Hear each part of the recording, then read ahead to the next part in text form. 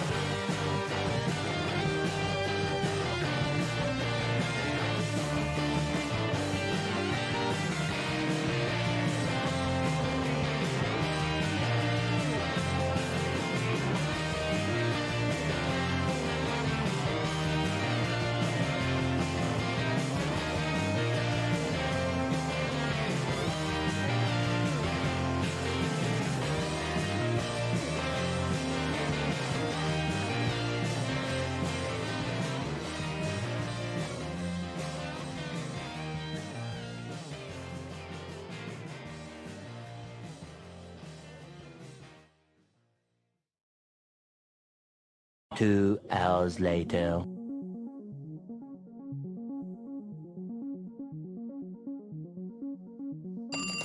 This is Patrick! This is Patrick!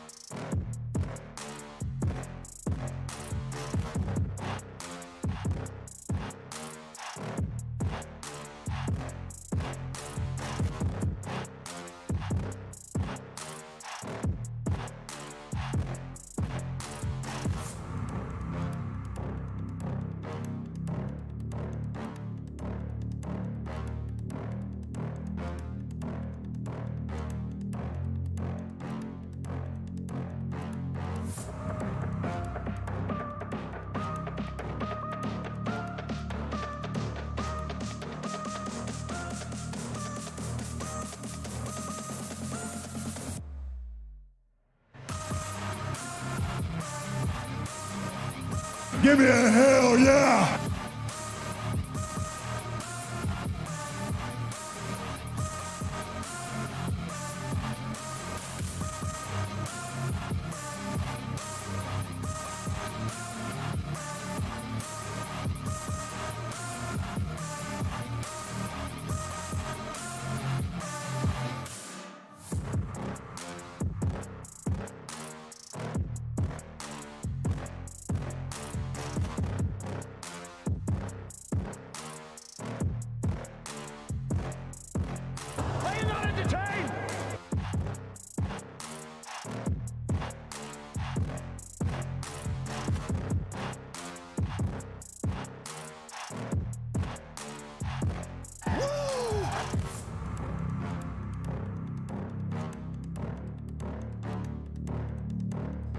You play the motorboat? You motorboating son of a bitch, you old sailor, you.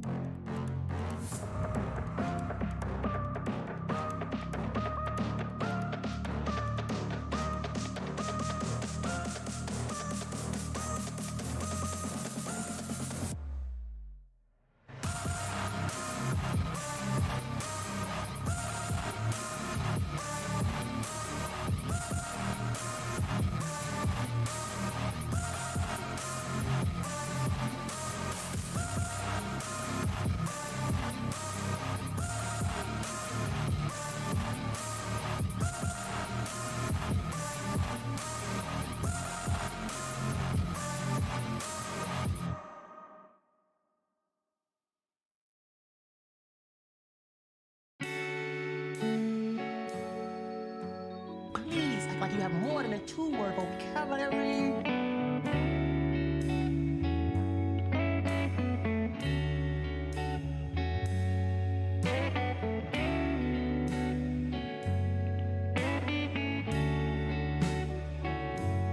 Do you know who I am? I'm kind of a big deal.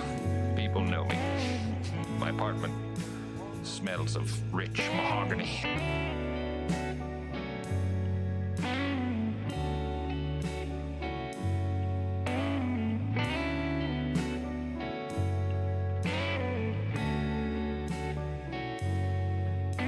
It's Miller time.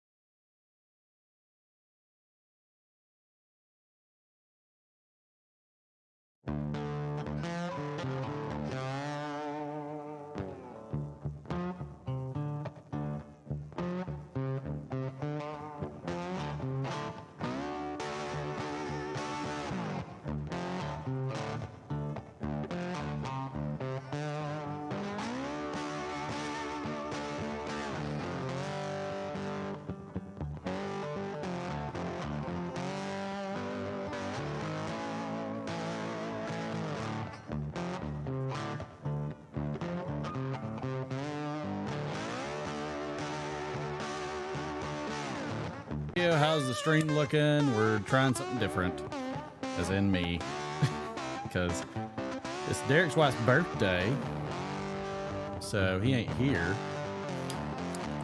and I'm trying a whole new system. This thing is crazy. It's all crazy, jacked and everything, and I'm still trying to figure it out.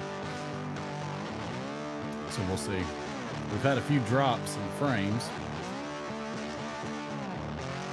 So we'll see.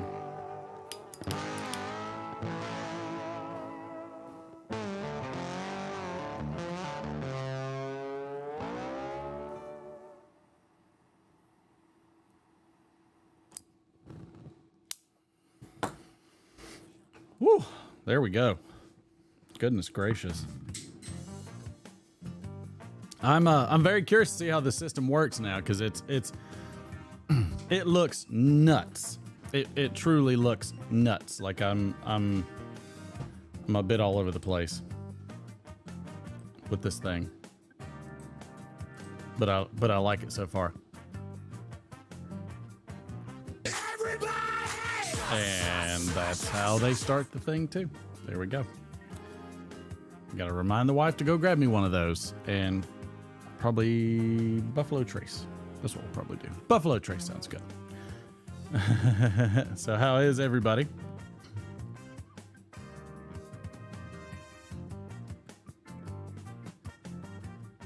We'll see how this system works. I'm very curious how this works. Road King Pop, good to see you, sir. It's very precarious. I think we'll go with the Des Buffalo. You don't want to get mixed up with a guy like me. I'm a loner, a rebel. He's a loner, a rebel, baby. Is everything coming in good on y'all's end?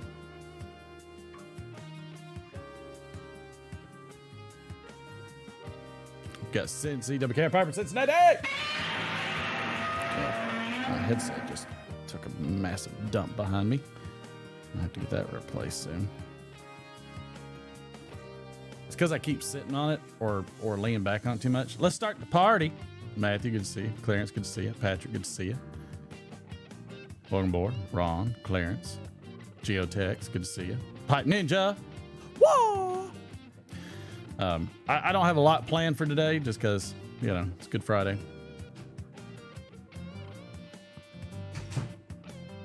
Ethan Suggs, good to see you. Welcome aboard. We saw Road King. Thank you, man. What's wrong? I think I put them with all the rest of the cups and stuff in the metal bin. I think that's where I put them. Oh man. So what's still popping a little bit in terms of the. I'll have to iron some of that stuff out. I don't like the dropped frames, so I'm gonna have to figure something out with those settings. Excuse me. They're not bad, but I'd like to ask you a few questions. Oh, what's new about the system? I wonder if I can show you. So you know what? I don't. You guys probably don't know what Streamlabs looks like.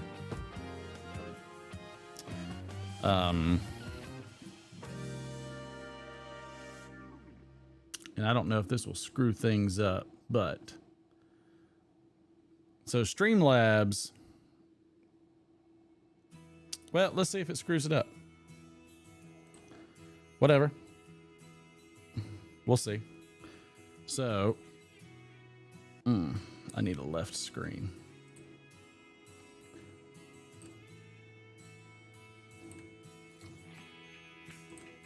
Okay.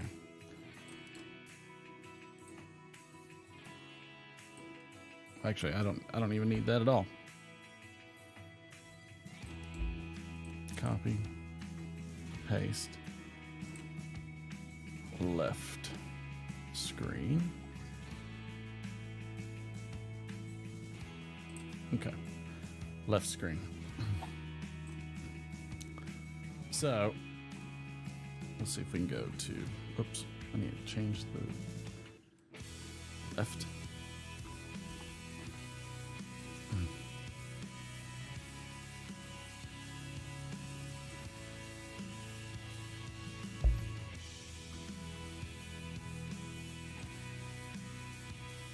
Okay, so the left screen, which isn't populating anything. Let's see.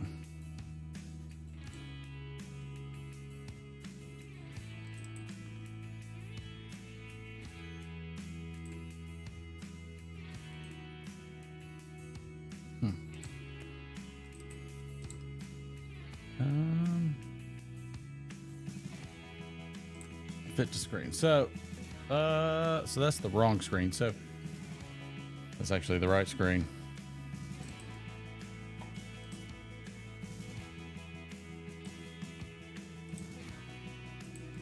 I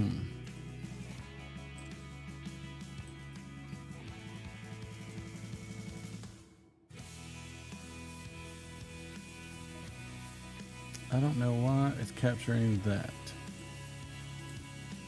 Okay, there we go. All right, so Streamlabs normally looks like this. This is what Streamlabs looks like. Okay, it's very simple, very basic. I have all my audio, I have all my different scenes. You know, I've got everything in here, which is pretty cool. Does all the scenes. Now, OBS is all of this. So I have chat, I have a vertical recording, I have a left recording, I have all my meters, and just a slew. I'm gonna move that over. A whole slew of different items. I mean, it's pretty freaking. It's pretty robust. So I know it looked a little weird because it was duplicating the screen, but that's the thing, is it's really robust. And so it should allow me to create shorts.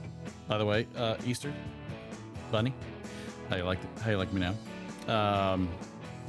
So it should allow me to create shorts. Andrew Srigliano, good to see you, sir. Cheers, by the way.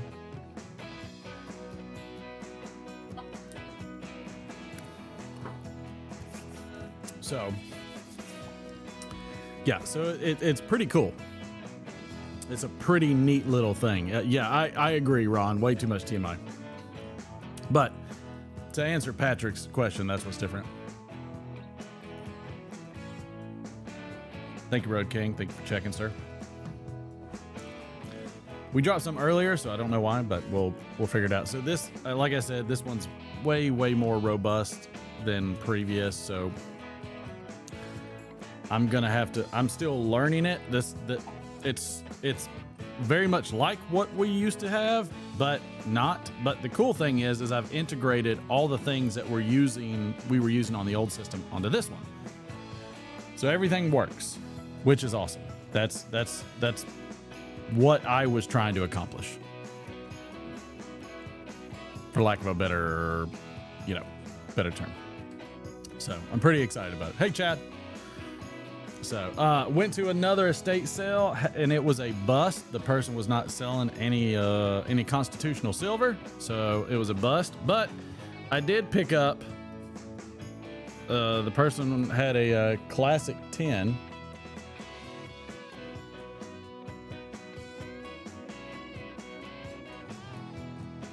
So I was able to pick up a classic 10, which I hadn't seen before, but I thought that was pretty cool. Picked that up at an estate sale. What do you know? I thought that was cool. I was like, you know what? That's freaking neat. I'll take that. If anything, so that way I didn't completely, miff on the whole thing. So I thought that was cool. Pretty cool little 10. What was it called? It's called Troost Special. Let's see, a Dutch type of Cavendish tobacco, pre-rubbed, especially prepared for spoiled smokers, splendid and flavored according to very old European recipes. We guarantee that every pipe full of this tobacco will give full satisfaction. So yeah, thought it was kind of cool. Don't know what y'all. I don't know if y'all have heard of that blend before, but I haven't. Thought it was a neat little 10. $5. Said sure, why not? I said ball game. Chad, you would be the only one I know that for sure I know would have heard of it. Oh, cool. No, there's nothing in it. It's just a rusty tin can. I thought the artwork was cool. It had the well, I guess if I took the lid off.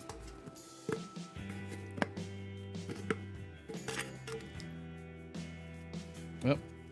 There we go. That's a twist off. So yeah.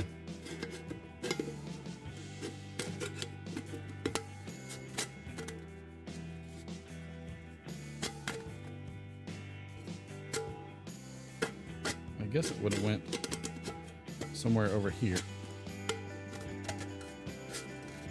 Nope. Anyways, something like that.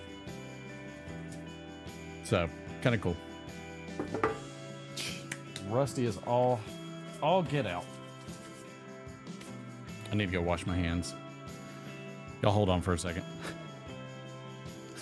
So I can go wash my hands. Because I kind of don't want to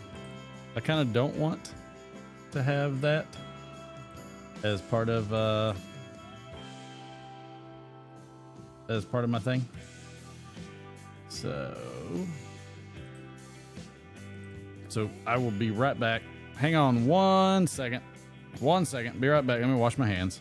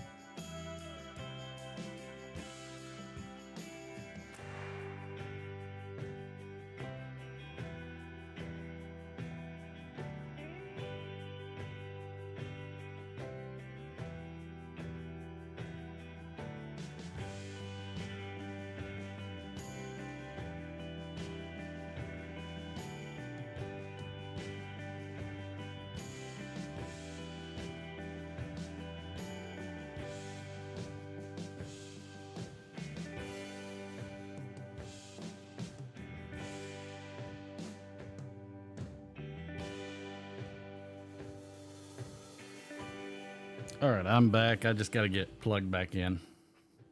Hey, Donald Graham. Good to see you, sir. Like the whole Irish nation. What were you, what was everybody thinking? No. They might. That you're not lying. Don't want to mess up my Easter attire. Let's crank this over here so we can bask in the glory of the wabbit. Everybody ready for Easter?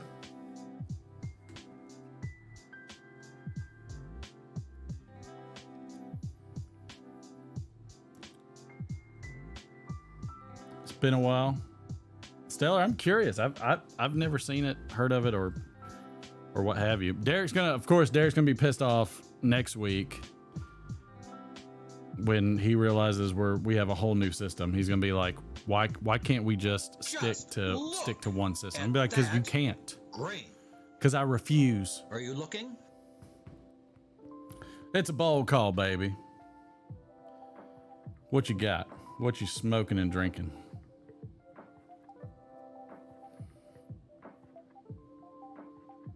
I am smoking a Nub Habano. It's a 5-incher.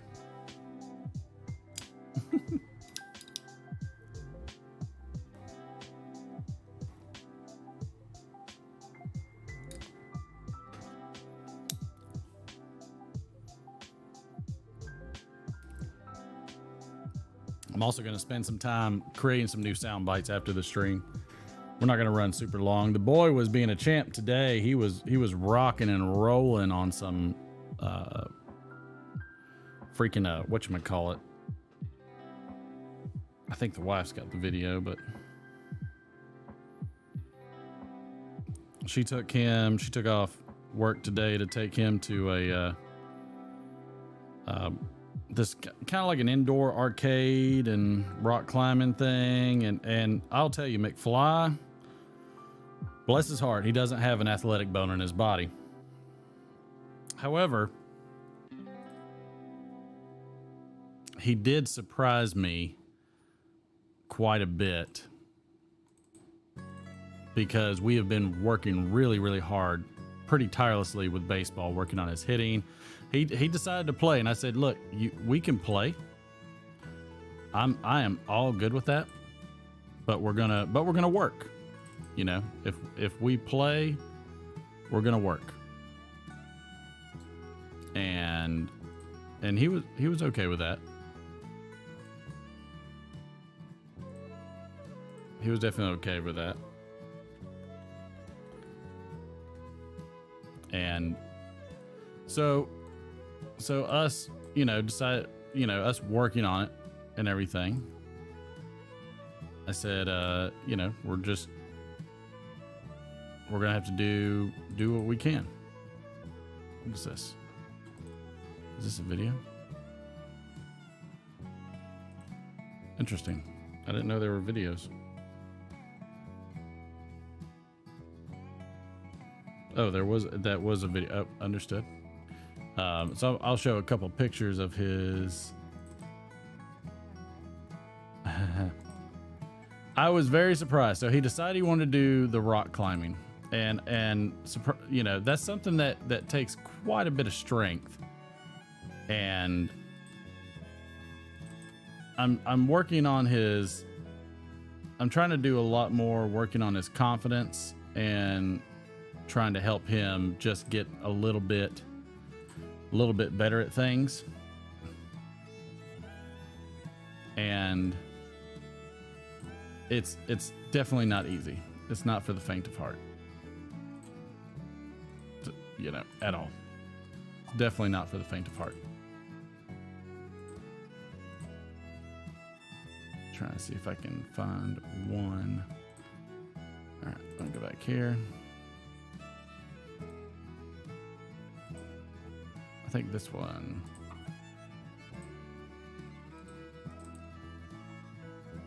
Okay, yeah, there's one for sure.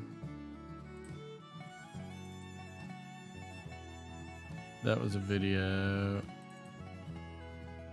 That was a picture.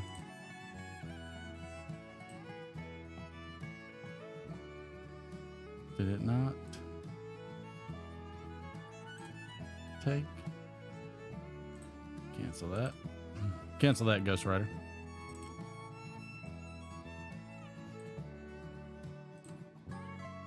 And so we've worked, hours and hours and hours and hours on end, throwing, hitting, you name it. We've been crushing it. Oh, this is a cool little picture. This was him at shooting, taking his exam, which was a lot of fun. So yeah, so I just got a couple of these. I'll show you real quick. One of them is very interesting because it's like it's a very first off, I'm glad he's young and daring, because I'm not getting up there doing any of that crap that he's doing. No way, no how. But I do enjoy the fact that he is wanting to do it, and he's trying to be a little more daring and a little more assertive. So I was pretty pleased. Where are you at, McFly? Dadgummit. If anything, I'll just show the couple that I did find. I hate how the iPhone just doesn't put anything in any particular order. Because it's like any of this anywhere. Bueller. Yeah. All right. We'll look at the ones that we got. So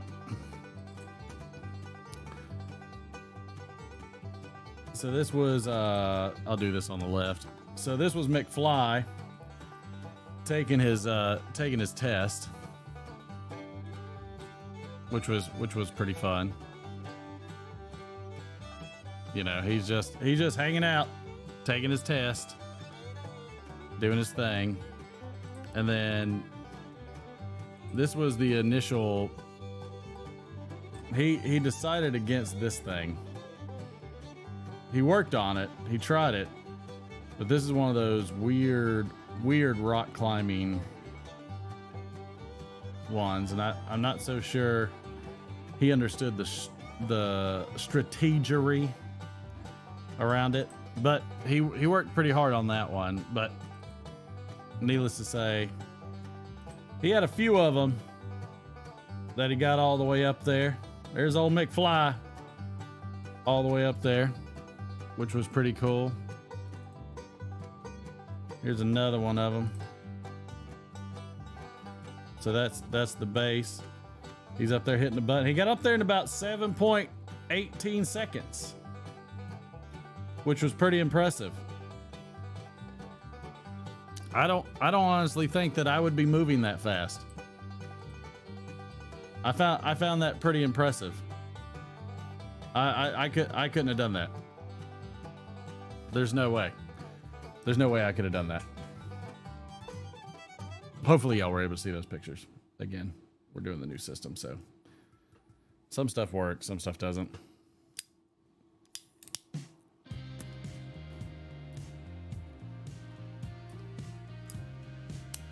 But yeah, we've been working on a lot of baseball mechanics. So, you know, him taking live hits almost every day, throwing the ball every day, working on pitching. You're innately going to develop some grip strength from throwing, catching, and hitting. And he had never done one of the, like he got up to one of the easier ones once when he was a bit younger, a couple years younger. Yeah, I know, Chad. Same here. After I camped out on the ledge, I would be the one that would be suspended. I would be in the theme park, you know, arcade area with the tent hanging off the cliff edge, but it's like, you know, 15 feet up off the ground. So, you know, so he was doing it. And he's not afraid of heights at all. Funny enough. Except for when we went to Six Flags, he got a little antsy about one of the rides that we've done quite a few times, which was funny. Oh, Stellar, that's like, I mean, I always tell people for a baseball player, I played all the way through high school, and you know, I didn't play any past that, went to college and everything. And I probably should have tried just to see if I could have, but I was just like, time to get an education and be done. And he and like when it comes to like a tee, I was like, that for a baseball player, the tee is like a baseball player's teddy bear.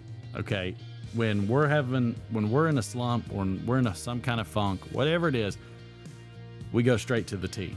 We just, if you are an experienced hitter, experienced ball player, you will just go straight to the tee just to find a rhythm and just smooth things out. It's never a bad thing. We've already broken one tee. We've got another one, and so we do a lot of drills, a lot of fun stuff. It's pretty cool. We've been to a couple games, so we're having fun. We're going to a Braves game Sunday, so it'll be pretty cool.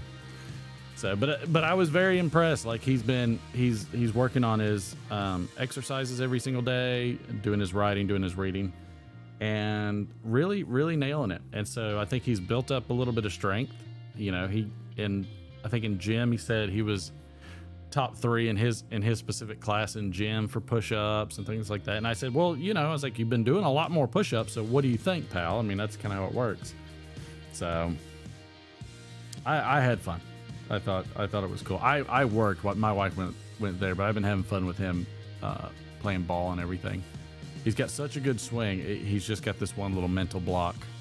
For some reason, he wants his swing to match the speed of the pitch. And I said, no, you can't do that. Your swing has to be the same every single time.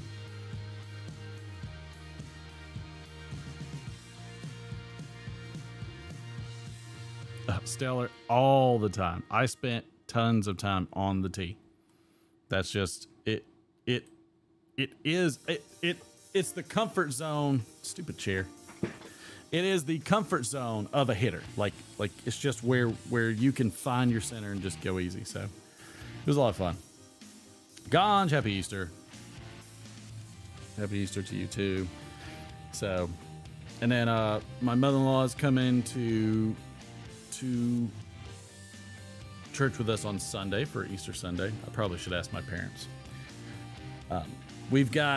There will be no show towards the end of May, which is typical because usually we take the summer off, but we will be heading to Deutschland at the end of May and the first week of June. So my wife's brother's getting married. Hooray for him. They wanted us to attend, so we said, fine. So we're going to do that. So we'll see how that goes, because that's going to be interesting. So we'll be there 8 days, I think, that Memorial Day weekend. We're going to East Germany, Erfurt, Germany. So, and my wife, which is funny, she grew up in East Germany and in Erfurt, and I'll let her tell her own story if she decides to, but she's very, very excited to go to the monastery where Martin Luther became a monk. So I think that's going to be pretty cool. You want to talk about a rebel with a cause? Martin Luther was a rebel with a cause. That dude, who takes on the Catholic Church?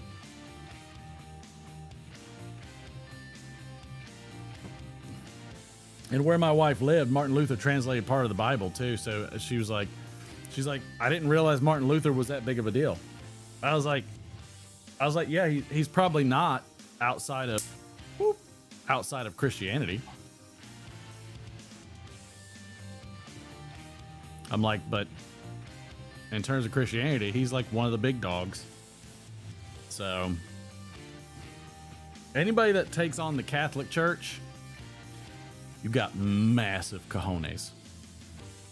Especially if you go to their door and start nailing letters on it. I was like, yeah, he's legit. He's the man. Yeah, he's the guy that said, hey, Catholic Church, you can't buy your way into heaven.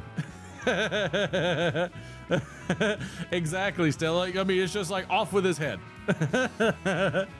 Nice, Don Graham. Get that Guinness. Hey, be on the road. Bless your heart for doing it. Be on the road and make that money. But yeah, Stella, you ain't wrong. I was like, that's cool. Patrick, mine too. I don't know. I think, what was it? Like he was going to freeze to death or something like that. Or I get whatever it was. He prayed to God and said, just if I survive, I'm going to become a monk. And then he became a monk. I was like, all right, man of his word. Done deal. What's interesting too, though, if you look at the monastery where he became a monk, there's a beautiful whole monastery. And then on the big crosswalk attached to it, it is like a modern day office building. And I'm like, you guys can't freaking stick with the architecture of all things. You had to add on the most modern building there is, the biggest eyesore black eye on this monastery. I was like, leave it to the industrial Germans.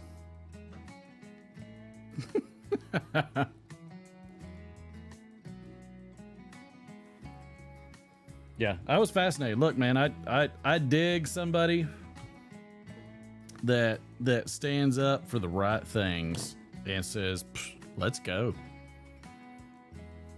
I wish there were more people like that, because that's ballsy to say the least. Bless him for it. Let's see if we got any holidays and observances for today. I am very curious to see what holiday, what observances are on Easter Sunday as well. Just out of my own curiosity. Just because I can't help myself. Let's see. Today is coffee cake day. I don't know if is coffee cake like coffee flavored cake, or is it just coffee cake because they have coffee and cake?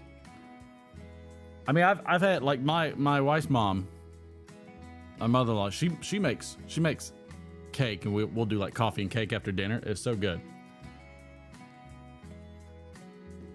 Passover, Ramadan, yep. It's just cake. Okay, so it's like having coffee and cake. Hey there, Burley Troy. T-Roy.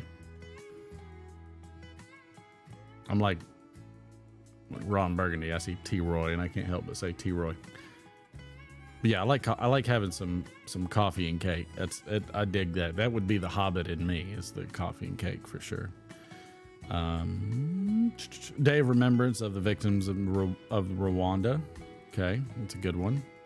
Empowered Women Entrepreneurs Day. Okay. Good Friday, obviously. Hospital Admitting Clerks Day. Yep.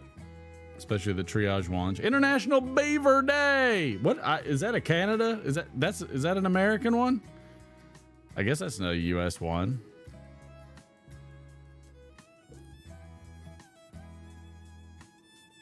I'll tell you one thing though, beavers can cause some flipping damage. Those sons of guns will tear up a tree. No joke. Oh no, Stellar.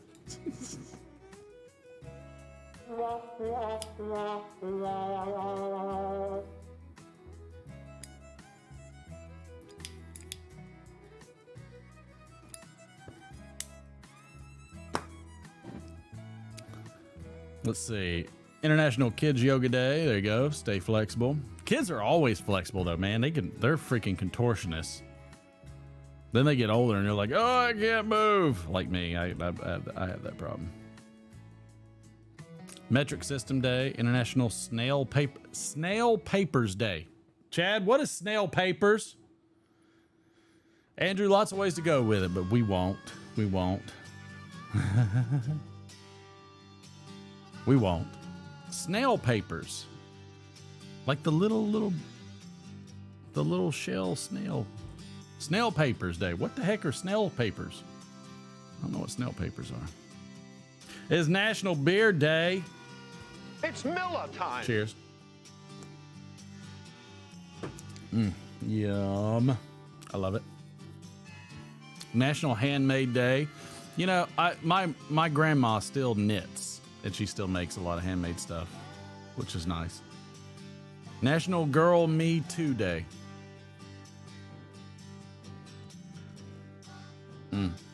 National Hot Cross Bun Day. What is a hot cross bun? A hot cross bun? Is that...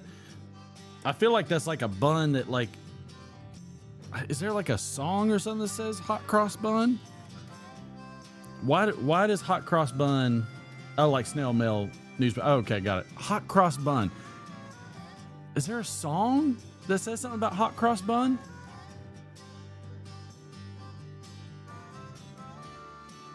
No, snail mail, got it. Stellar, is that it? Is that it? The hot cross bun? Is that... It's a kid's song. It's got to be a kid's... I recall it being in a song of something. Hot cross bun. I don't know what a hot cross bun is, but I have seen some of the buns like European style where they like slit it, you know, and do the cross on it. Oh, really? That's a...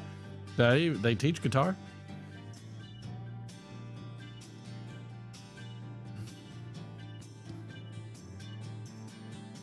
Wow, today is also Making the First Move Day. Yeah, what is a hot cross bun, Andrew? Is it like a yeasty roll kind of thing, or I wonder what that is. National Pet Health Insurance Day, National Walk to Work Day. It's always good. No Housework Day. Poet in a Cupcake Day. I've never heard of a poet in conjunction with Beaver Fay. Okay. Spice bun with a cross iced on top, usually eaten on. Okay. All right. I'm good with that. I'll take that. Yeah, that's a measure of something I can tolerate.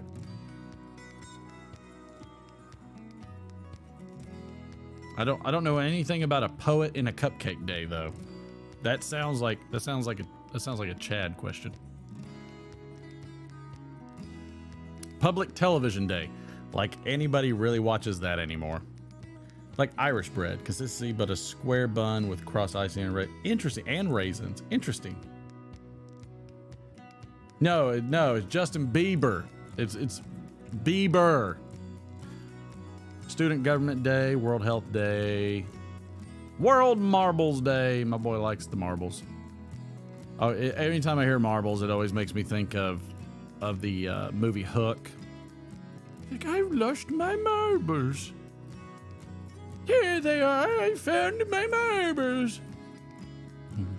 Whoa, what a great word. Chad, this is a Chad word. Sorry, Chad, I don't mean to call you out a bunch or anything.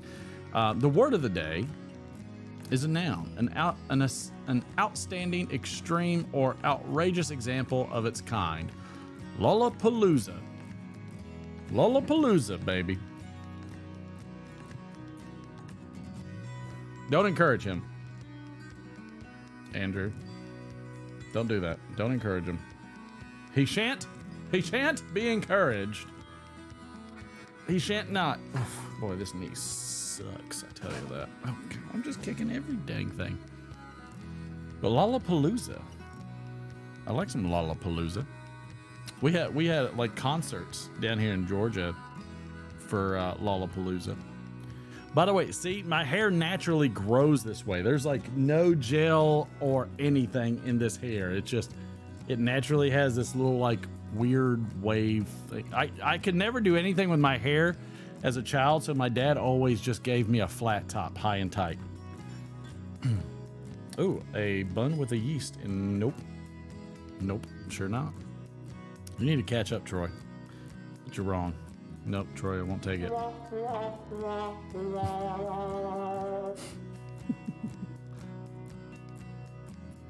Let's see, did anything happen cool on this day?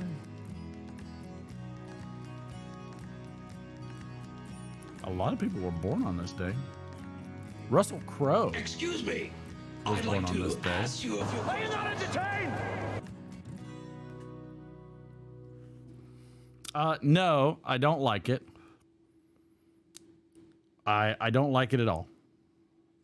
There, Andrew. I detest them. I feel like I understand that it's for money. It's just like pro football. It's to square in as much advertisement as possible, which is why I don't like it, because it's not doing anything. It does nothing for the game. Whoopee. If that makes any sense. And I'm more of the purist type. It's got to be for the game. You're there to watch the game. The game is not there for you to watch. Does that make sense? Does that make sense? Does anybody understand that concept? Like, you're there to watch the game. The game is not for you to watch. Oh, happy Easter there, Mr. Ammo Ahead. Might get to see ya.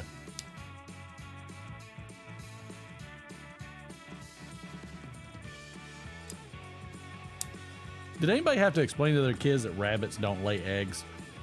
I never had to do that. I don't understand why that's a thing. I'm not sure why that's a thing. I don't get it. I really don't get it. But yeah, the clock is mostly okay. I just feel like it's just another thing that somebody has to keep up with. And I'm just kind of over the amount of things that have to be kept up with. And it's like, just let them play ball. It definitely gives a lot of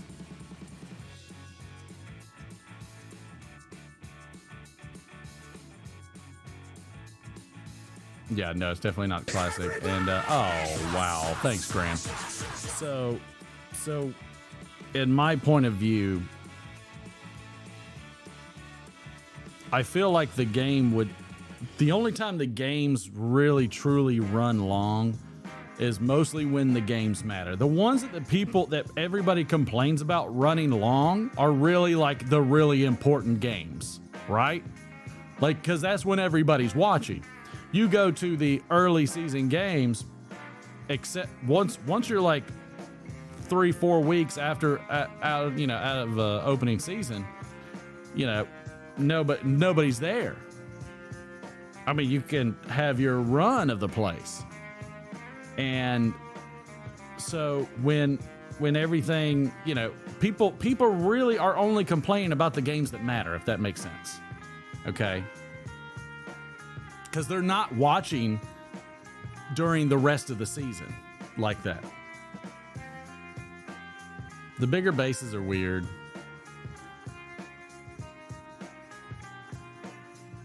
Right, Burley?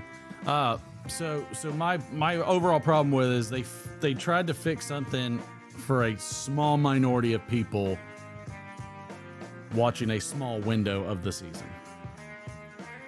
Now, if you're going to do the pitch clock for the regular season, I don't think there's going to be much of a difference. I think they're going to pretty much run a similar time that they already were. However, where I feel like it's going to be very pivotal and influential will be in the postseason. When you hit playoffs, pennant races, World Series, oh man, that clock is going to be devastating. It's going to be devastating. So, again, like I said, it's a small minority of people complaining about a small part of the time that they actually even watch. There are people that have watched season after season, game after game, all year round that weren't complaining. So, you know, that's my 2 cents though. My 2 cents on it, at least when it comes to baseball. I'm gonna clip that because I think that was pretty good.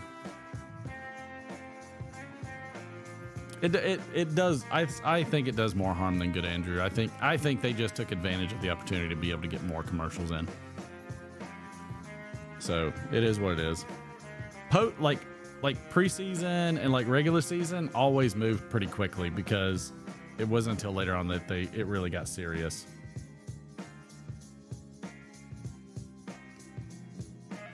What was the rule on the shift, Matthew?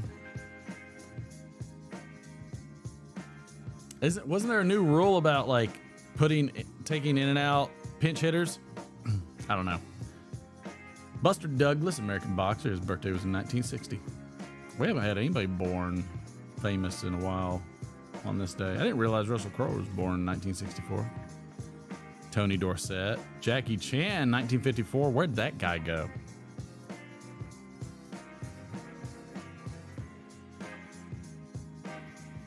I can see that, Chad.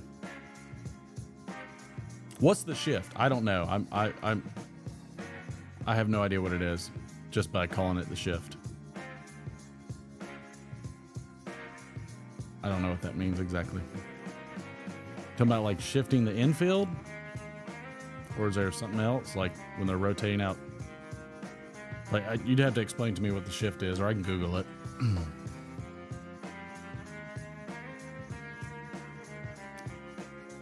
John Oates, baby. Where's that one freaking song?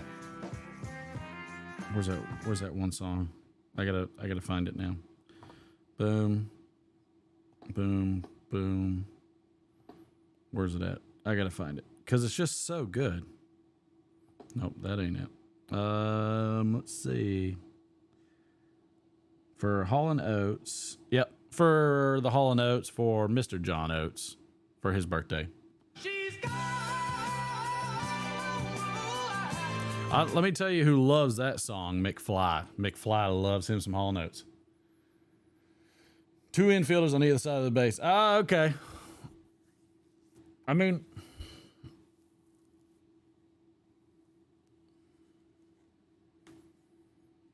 okay, so that's the. I don't really have an issue with the shift. I don't really want them to limit the field, to be honest. All 10 minutes. But yeah, I don't really have a desire for them to be. Got it.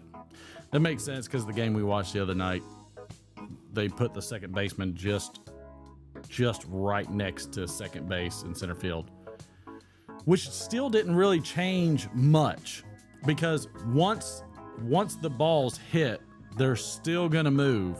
So all you did is spread them another 10 feet apart. I mean, okay, so they're gonna back up to the grass an extra 10 feet apart. Big freaking deal. Yeah, so I don't care about the shift rule. I feel like that's both opportunity for the defense and the offense. You got somebody that can swing away on it, swing away, take that sucker into right field, send it on. All of the rules got to go.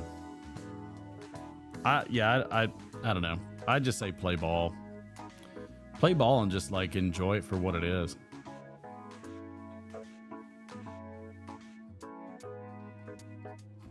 I'm curious about the holiday and observances for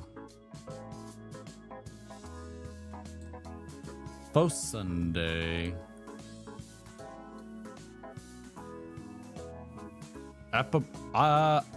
So Sunday, that's interesting. It's April 9th, Sunday. Appomattox Day. Does anybody know what an Appomattox? Appomattox.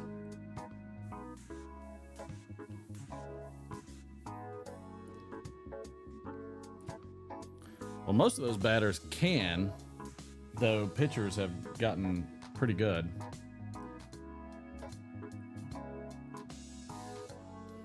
Oh, gotcha. End of Civil War. Got it. Chinese almond cookie days. I like almond cookies. Easter Sunday. Global Day to end child abuse. I'm good with that. International ASMR. I'm not sure why those two are back to back. Autonomous Sensory Meridian Response. That's what ASMR is, if you didn't know that. Now you know. That's what it is. Jenkins Ear Day. Is that from like a boxer? Jumbo Day. Name Yourself Day. National Baked Ham with Pineapple Day. I like me a Hawaiian pig. National Cherish an Antique Day. I like to do that. National Chicken Little Awareness. Okay. National Dive Bar Day. That's interesting for Easter Sunday to be National Dive Bar. Courthouse. Got it. That makes sense. That's pretty cool. You know the courthouse. National Former Prisoner of War Recognition Day. National Gin and Tonic. Who drinks gin and tonic? I've never had gin and tonic. The most I've had with gin is like a Tom Collins, and at that point, it's like the gin version of a Long Island iced tea, which is good because it smells of a pine tree.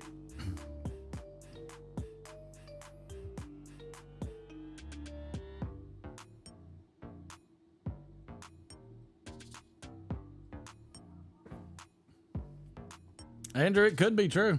I mean, but again, that's just something that hitters have to adjust for, and that's just training. I know, Patrick. I was like, really? It's like, really? Missed it by that much. Yeah. It's also National Unicorn Day, Orthodox Palm Sunday, and Winston Churchill Day. Wow. And the very first weekly holiday of April 4th through the 10th is Hate Week. Really? Should hate even have a week?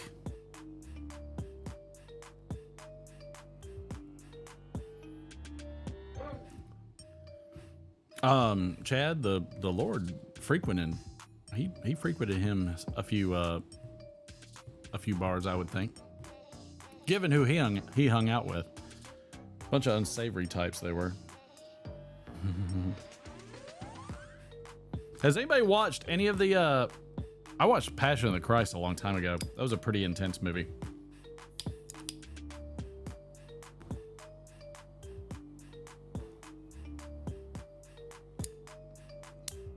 I don't really like to watch a lot of Christian style type movies and things like that because I don't necessarily always like their interpretation.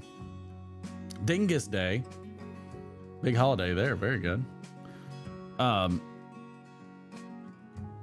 But I have started watching some of The Chosen, and I have to say I'm fairly impressed. It's can I is it rude if I say it's like the Kevin Sorbo version of the life of Jesus in the New Testament? Is that wrong? Because I mean, I feel like it's like the Hercules show. Obviously, very well upgraded, better acting, better visuals. I have never watched that. Phil Rivera told me to watch that, and I need to watch that. I love me some pickled eggs, Andrew. Let me tell you who makes the best, and I got his recipe because he gave it to me because it's on YouTube, and it's the Kansas City pickled egg contest winner was Cliff, that man. He knows how to do it.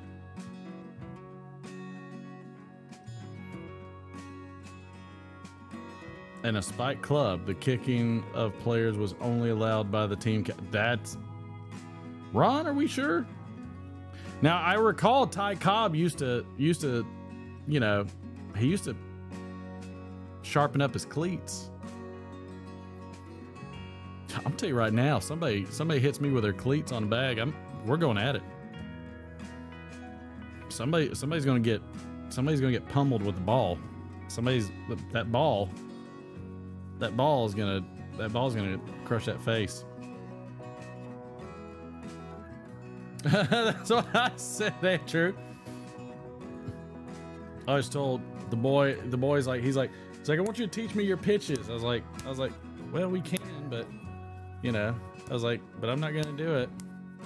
I'm a 3-fingered knuckleball guy. That's my way, is a 3-fingered knuckleball.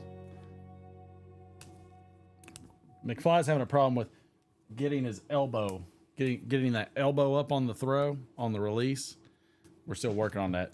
Just getting up, back, getting that elbow up, finishing through. I do not look good from the side. I won't do that again. Was there a shot that I missed? Did I miss a shot? I feel like I missed a shot. Am I religious, Ethan? I'm very religious. Yes. Yes, that would be correct. I'm so religious, I almost wonder why people aren't. I'm so religious that I fully believe everyone is religious, even the ones that say they're non-religious. I did. Okay.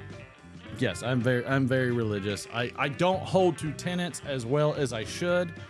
I try to respect them as thoroughly as I can, and I try to inhabit the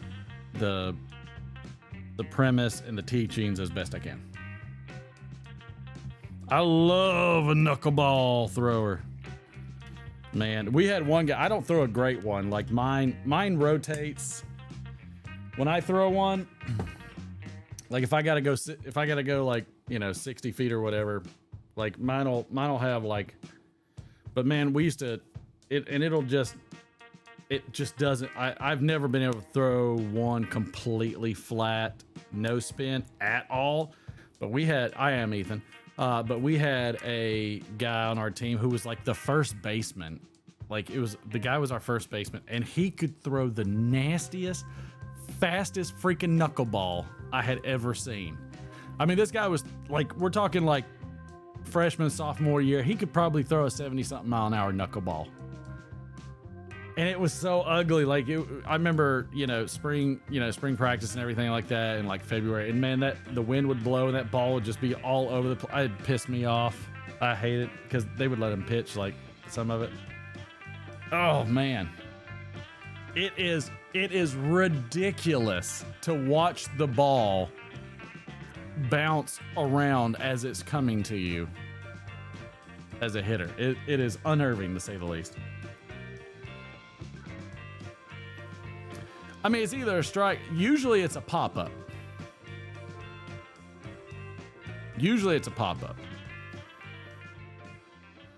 It's usually in the dirt or a pop-up, but it's just so funky looking that it'll freeze a batter a lot of times. But I mean, there's some guys that will watch it and they'll get around on it like it's a softball in a softball game.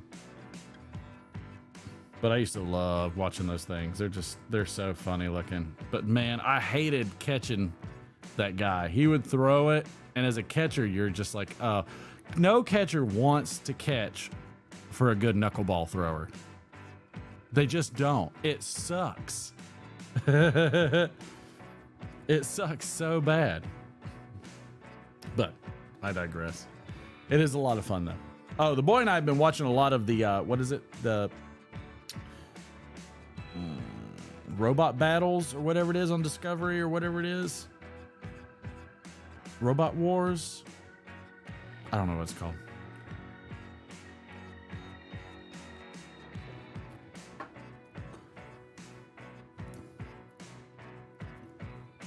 Oh, Andrew, if they're off on it, no. Yeah, they're gonna get jacked. It's bad.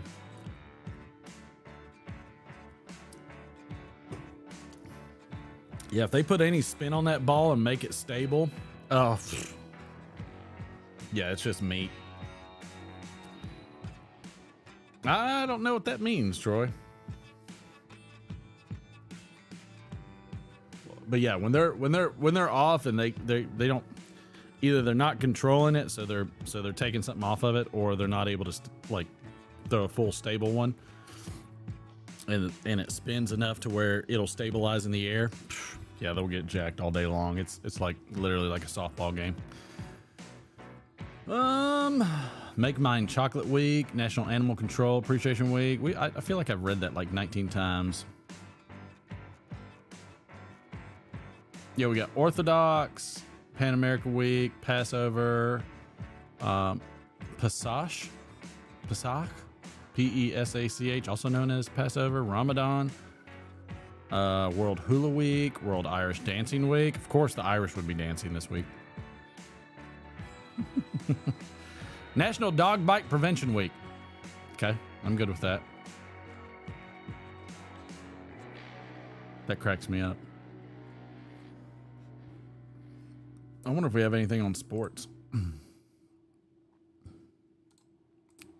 Any sports history. Oh, here we go.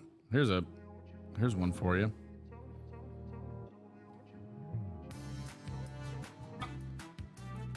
Here we go. In what year? Well, that's not even fair. We'll change that. All right. All right.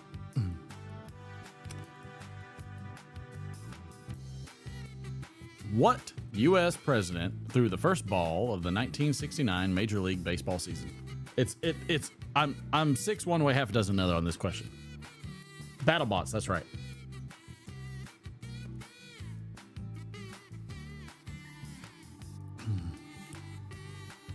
Yep, Chad got it.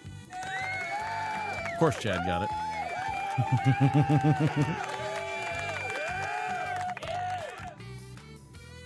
Let's see.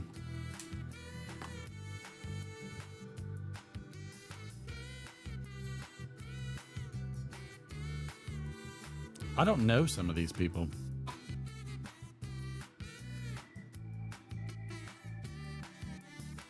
So I just don't know them enough to do anything on that.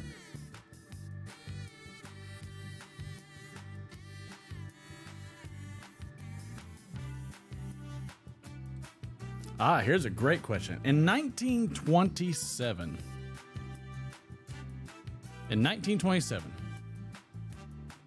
the audience saw an image of Commerce Secretary Herbert Hoover. This was the first long-distance TV transmission that was sent from Washington, D.C. to what other city?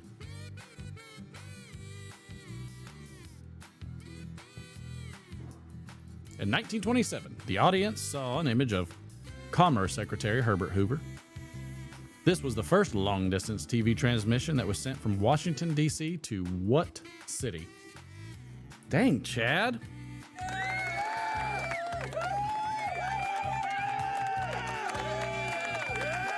I need to find out what Chad reads. Here we go. Here's a good one. All right. In what year did the 100th episode of Married with Children air? Ow! Barcelona is wrong.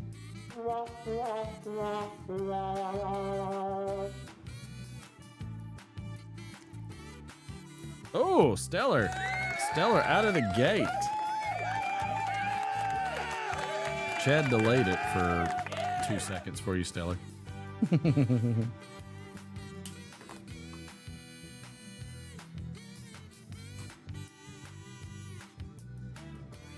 Let's see.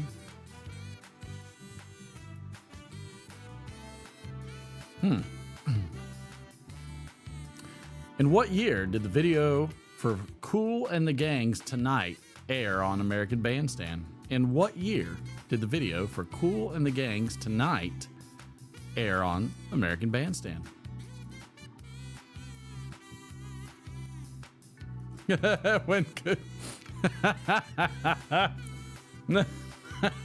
I love it.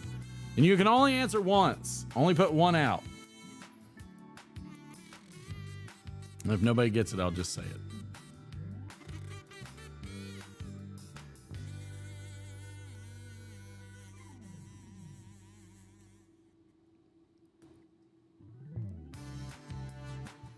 I'm just curious if anybody gets this. So far, Chad and Matthew are the closest. They were the closest on this one.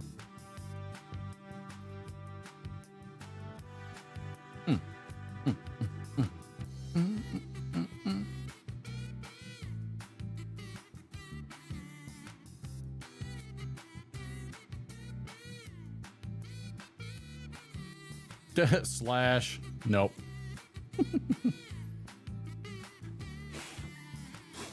I get my air compressor out and dust things off. Oh, let's see. Patrick got it. There we go.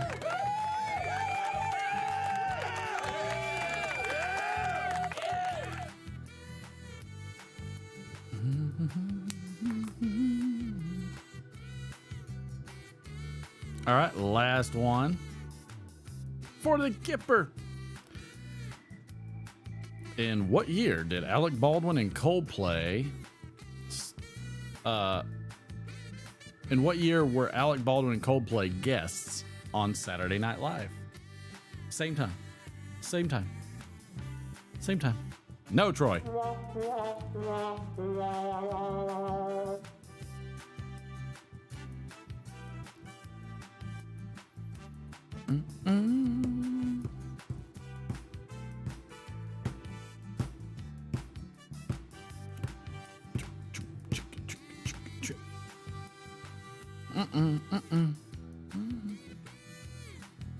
And it was on this day, by the way. Y'all are in the right. What is it? What are the thousands? The 2000s are the right. Everybody's kind of hovering around.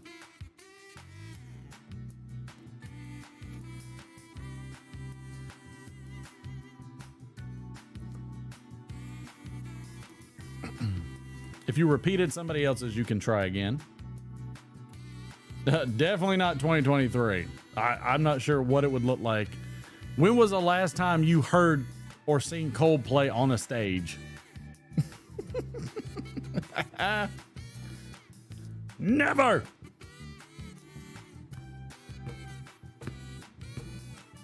I would say it was within the first decade of the 2000s. Ready, set, go.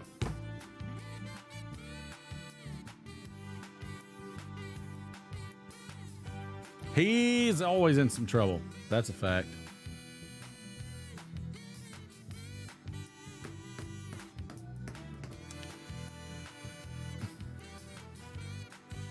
You could say... No, we're not going to say that.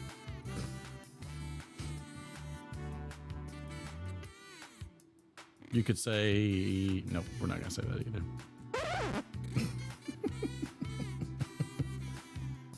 In the first decade of the 2000s, Burley. Nobody's got it? I gotta get this thing, but man, I am out this cigar. Let's see. It was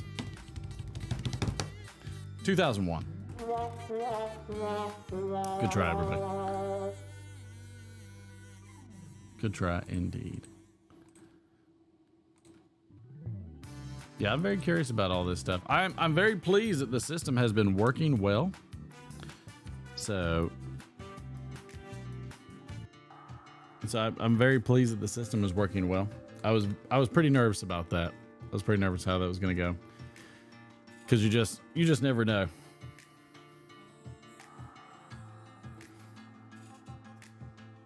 No, it was 2001. But yeah, I'm excited about it. I'm very curious how this year's going to go. There's just a lot. Is anybody else out there feeling like there's like a weird tension in the world? Like there's a buzz going on that's like everything's getting on the breaking point. Don't jinx it. I feel like the whole world is kind of teetering just a little bit. Just slightly. Well, I mean, it could be that stellar. It could be the dollar devaluation with a lot of the main players not using the currency. People having ideals and belief systems and structures that are tearing people apart. There's just a lot going on. It's weird, Chad. Like it's kind of sad. It's kind of scary. And I think, I've always had a firm belief that, and it's a belief that the human race is unable to unbelieve, if that makes sense. And again, this isn't to bash anybody that's a non-believer, but to me, even if you're a non-believer, you choose to believe in something other than what you're choosing not to believe in. So everybody believes in something. And I found it fascinating to read some of Darwin's work, and even Darwin in terms of evolution had to walk back a lot of things in terms of, like animals don't think about theology. If you take a naturalist, a naturalist would say that, these two things, for example, weigh completely different. So if you drop them, which one would land first? And, and if you base it off of naturalism, this is heavier, so this would fall faster, but no, the world revolves around an actual order, which is fascinating. And so, I don't know. I feel like there's a lot of lost people, and that's just not a Christian thing. It's just lost in general. And spirituality and mental health and physical health are all important. And I firmly believe that spiritual health is just as important as the other two. And thanks, John. Way to temper my wonderful speech or whatever I was doing. Diatribe. So be thankful for what you have. This is a great time to reflect and be thankful, but also, go out there and make sure you're putting a hand out for others to let them know that we don't have to believe in anything the same, but my hand is still here. If you need help, all you have to do is take it. And I think that that's worthwhile. I think it's worthwhile. I'm gonna tell you right now, there's a guy that I listen to concerning Christianity who is very, very in depth, extremely knowledgeable. Man, he was making my brain explode on some of the things that he was saying in terms of the structure of the Bible and different parts of it and everything, and how fascinating to hear somebody's perspective. It was really fascinating.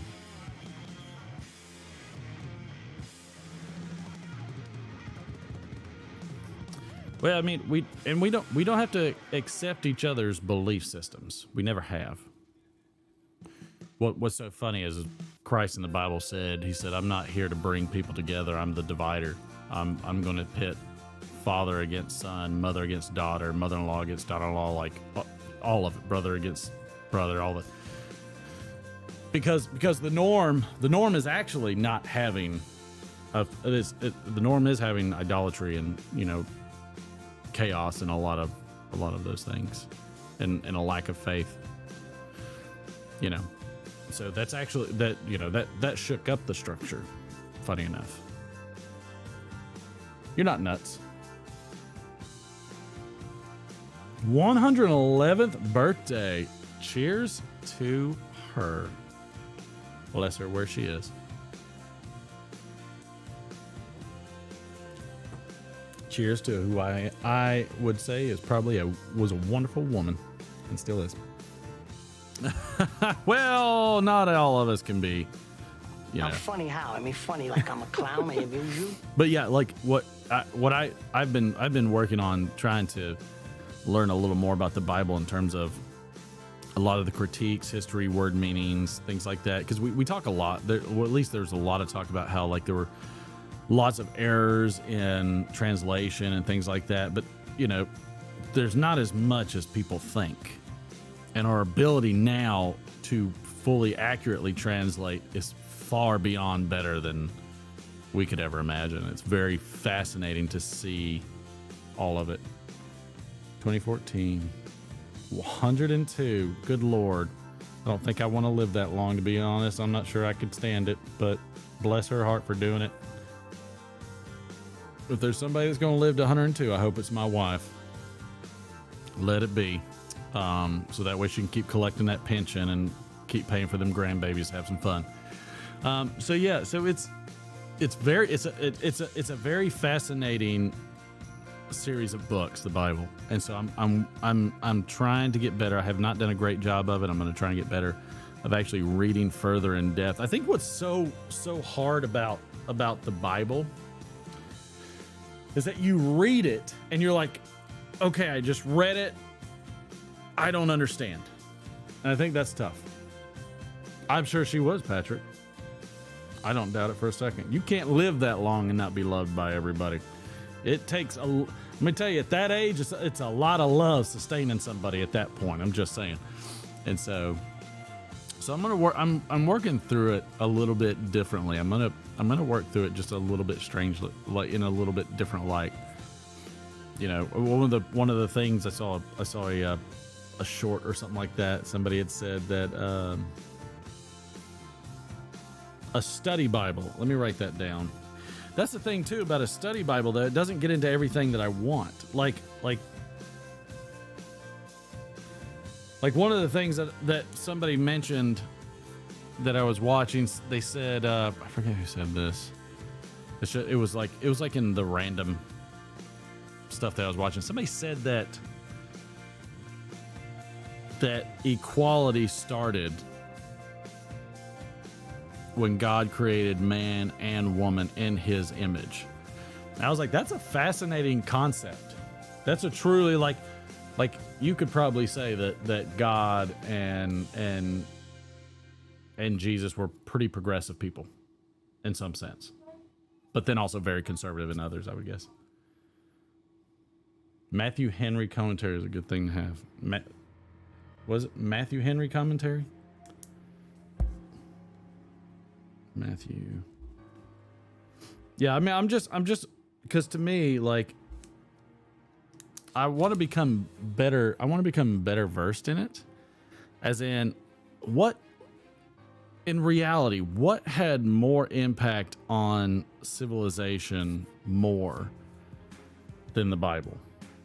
I mean, if you think about it, the first thing on the printing press was the Bible, which, by the way, they also I believe hung both of the men that printed the Bible. I mean, some of your biggest heroes, revolutionized the world.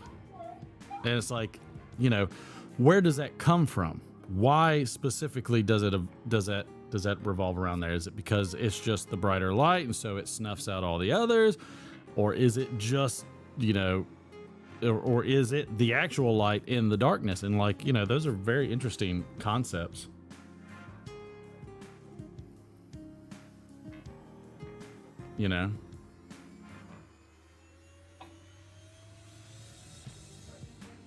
Well, I mean, and it doesn't even have to be fully debatable.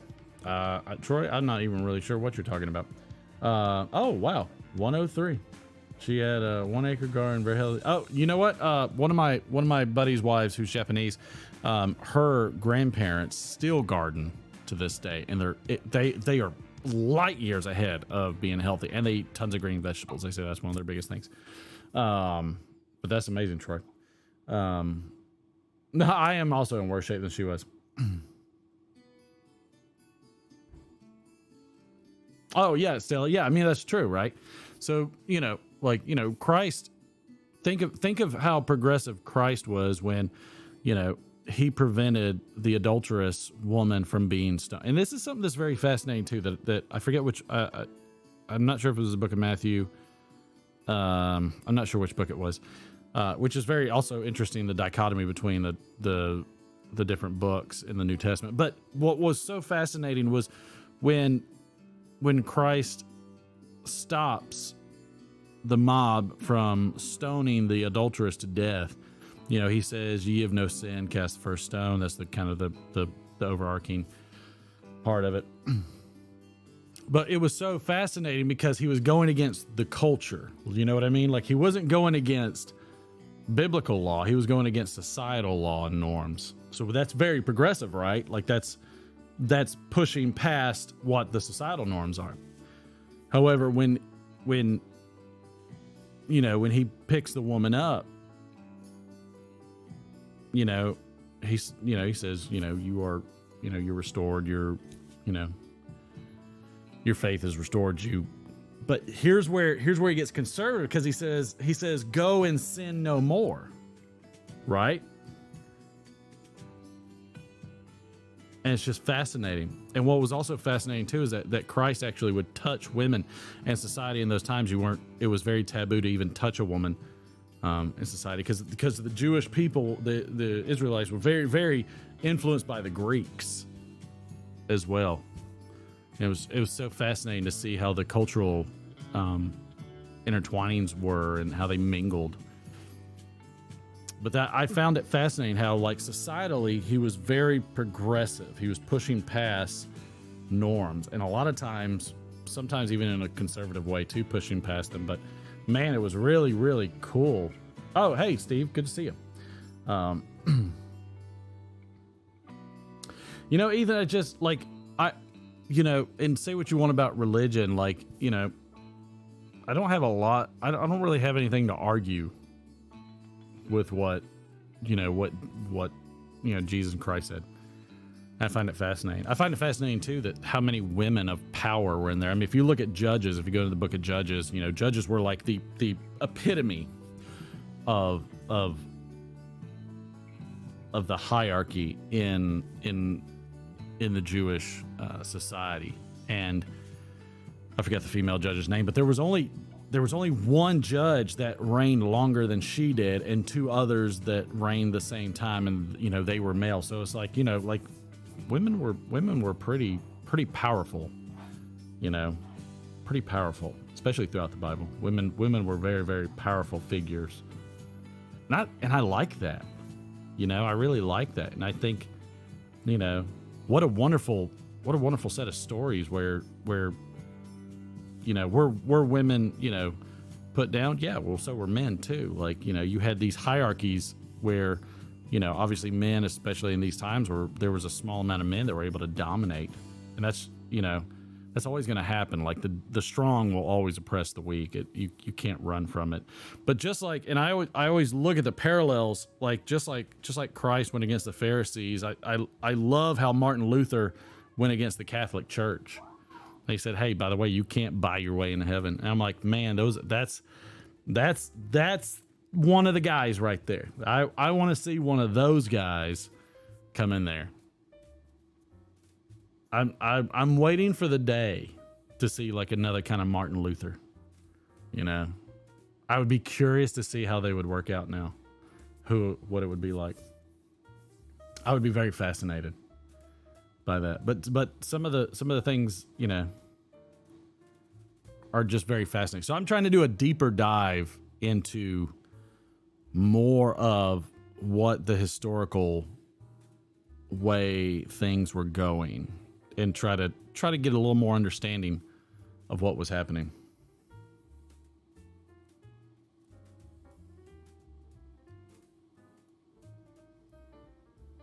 Yeah, Ethan, I mean, and again, too, like in those times it was progressive, right? Like you don't get to stone this woman. Talk about somebody that was fighting for some equal rights pretty early on, you know. It's cool. I really enjoy seeing some of those things, you know. And it wasn't just the adulteress, it was the woman at the well, it was all of them. You know, all the way to Mary when he cast out the demons. Very fascinating. Very, very fascinating. But like I said, very progressive against society in a lot of ways, but then conservative on the spiritual sense. So almost like the mental way society is supposed to be structured versus the spiritual. And he really kind of flip-flopped all kinds of stuff. Like he really kind of messed some people up, which to me, that's pretty awesome, you know? And of course, people got hurt by it. That's another thing.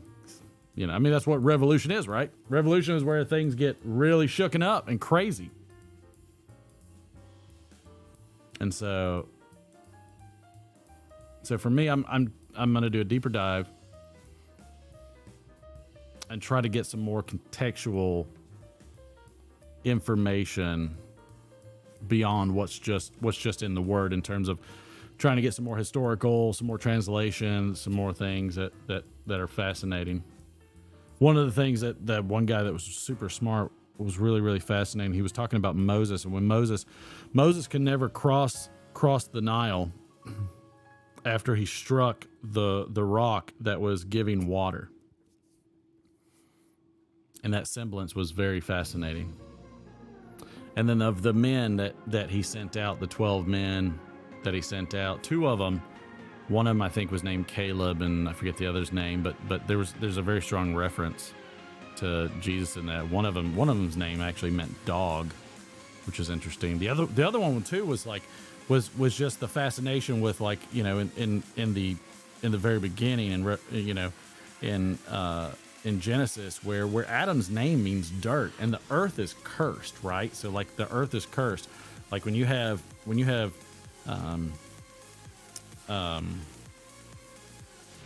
what are their names? God, what were the sons? Oh, Saul. So like Saul toiled, you know, yeah, because he disobeyed. So the earth is cursed, right? But Adam's name means dirt, which was very, very fascinating. But then you have Saul, Saul toils the earth. He's toiling and working hard in the earth. And his brother's not doing that. I think that was the two. Cain.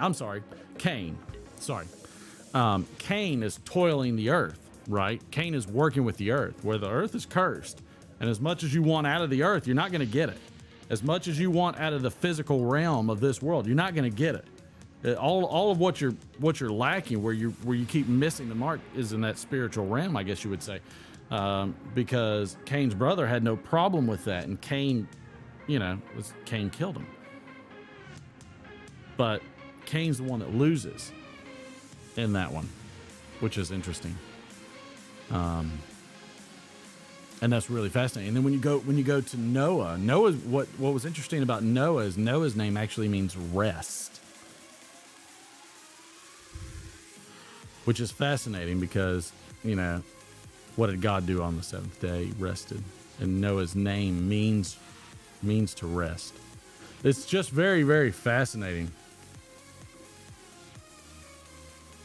Ethan, there's got to be, and it doesn't have to be necessarily so much theologian. It's just very cool to see just those slight references that kind of just tug a little bit, just tug a little string in the brain. It says, "Ooh, what's that about? Ooh, what's that about?" And I think that gives more interest to a lot of what goes on. I mean, what an amazing book. You know, what an amazing idea of creating men and women in God's image and putting them on equal footing. You know,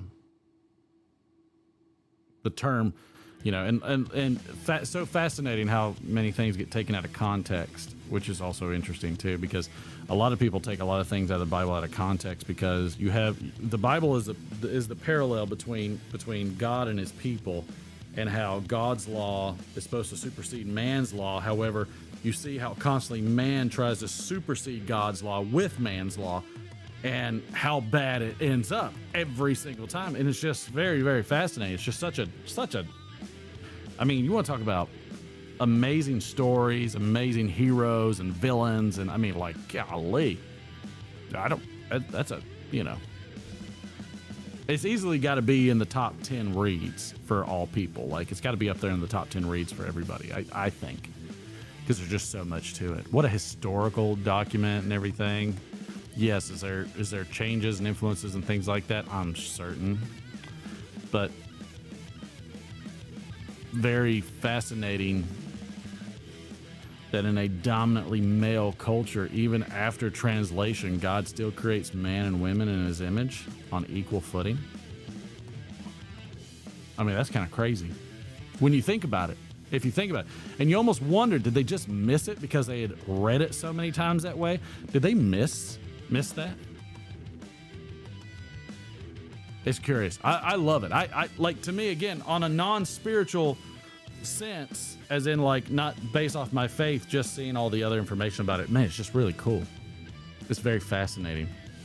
There's not enough cliff notes for the Bible to satiate my curiosity, but I'm going to try to do it. Oh, I mean, it's full of superheroes.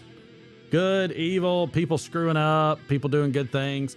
I mean, it's just like, you know, but constantly you're seeing that battle between, you know, the law of man and the law of God, and it's just, and you see how they constantly clash over and over again, and eventually which one wins. It's so cool. But yeah, the guy that I've got to talk to him some more, because his ideas on stuff blew my mind.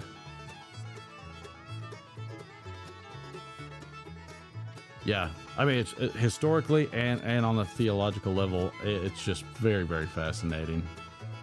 I am very, very, very enamored on the background and some of the deeper parts of it that are not just constructed for religious beliefs, for Judaism or Christianity. I just think it's really, really cool. It's very fascinating read. But you know, and I'm sure there's some amazing scholars out there, but you know, my problem with some of those scholars is sometimes I want interpretation and sometimes I don't. You know, like take the story again of the woman that, you know, the adulteress that's about to be stoned. In that story, Christ kneels down more than once and is scribing or drawing something in the sand. And this is notated by the viewer, by the disciple that's watching. I think it's Matthew. For some reason, Matthew keeps reading, but it could be wrong. What does he scribe? We don't know. We have no idea. He wrote down that Christ kept kneeling down and drawing, scribing in the dirt.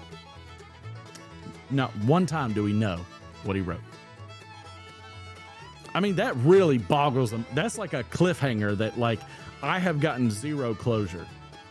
Part of me, though, is like, you know what's so fascinating about that is that what a almost like a human error that is for somebody to leave out what he actually wrote down. And maybe it wasn't important. Maybe it was just a sign of Jesus felt like they were absolutely no threat. And so maybe it was an insult. I don't know. But I always find it fascinating that we never know what he wrote. That's one of the big mysteries that fascinates me to no end.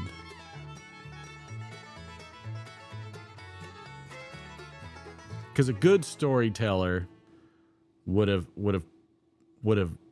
given you a glimpse. but somebody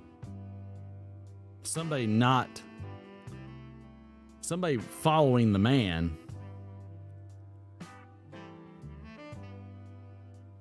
easily would miss it. Would follow the man in his action, but didn't follow what he was writing down. And I just think that's wow, what a thing to know.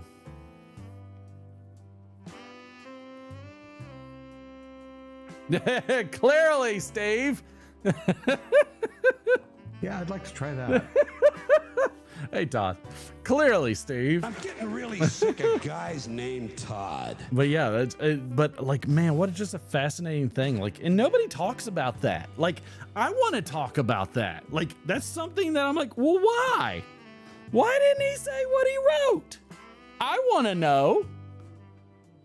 I would like to know what the Almighty was scribbling down in the dirt. And it's just it's a crazy unknown that you know, I would think if I were a disciple and I'm paying attention to the man and trying to chronicleize the man, easily I would miss what he wrote unless he wrote it to me. Easily I would miss the meaning of something like that versus just writing down what the man's actions were. It's just crazy. It's just nuts. I'm sorry. I didn't mean to get on a big theological. I think the dang book is, and all the books contained in are just fascinating, even though some of them suck. Like Numbers. Numbers isn't really that bad. Deuteronomy is pretty bad. But I mean, still, like it's very fascinating to me. To me, it's fascinating. So, I think in the future we're going to, when things get a bowl call number 2, when things get really bad, I think we'll see people drawn. Are you looking? Drawn to that more. People are very nervous about there's a downtrend in Christianity. You want to know what? Before Christ, there was no Christianity. So it used to be at 0.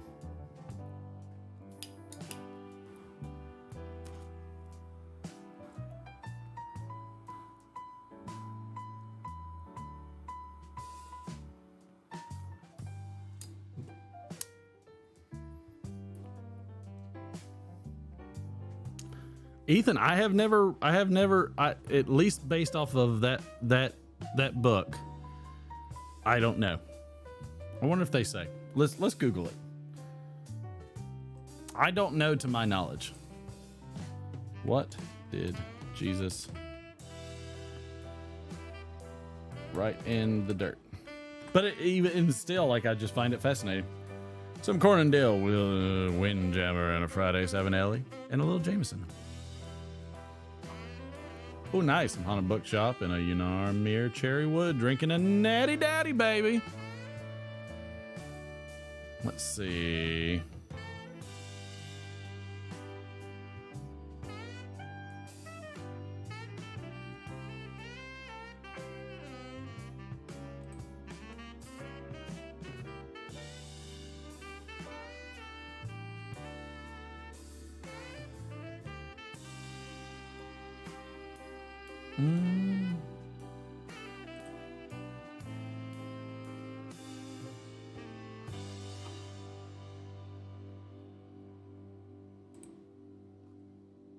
Seems like there's a lot of different ones. Let's see.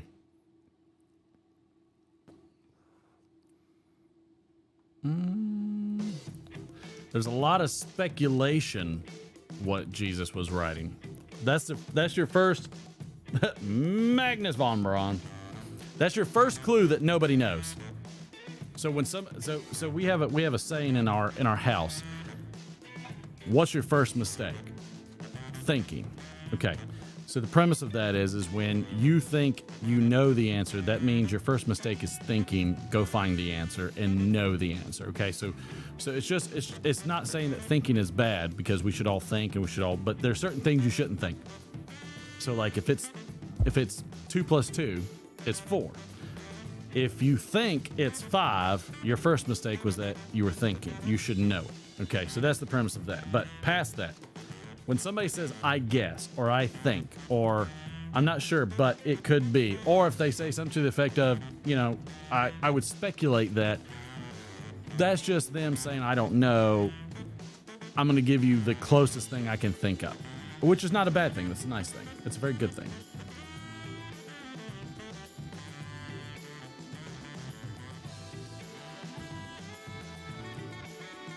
Ethan, that could be the case. I don't know. Drucker and Sons, Loch Ness, and a Stanwell Brown Brush Canadian.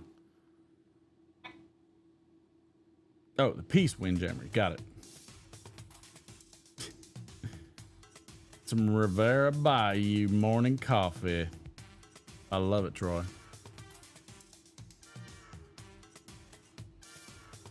The Bible in a Year podcast. I'll have to check that one out. Yeah, and see, Matthew, I don't mind like some people giving some context and some things that they think. There's just certain things that I like, that I enjoy, that are concrete. Like when Moses sends out the 12 to see if they can conquer. What's really fascinating is one of them was named Caleb, and I forget the other one's name. Moses sends out the 12.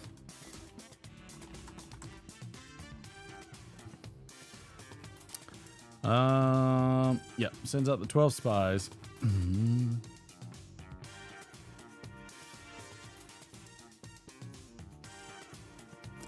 Let's see.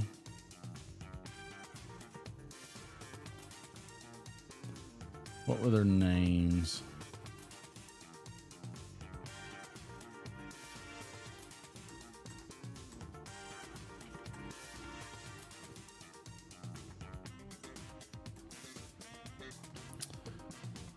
All right, so the two, let's see. Oh yeah, the two spies.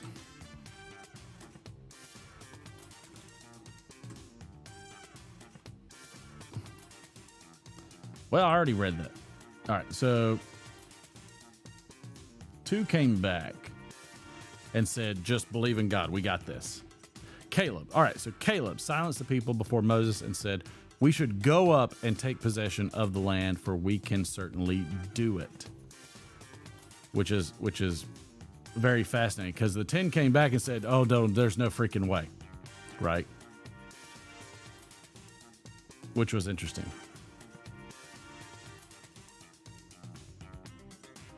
Let me see if I can find who the other guy's name. So Caleb was one of them.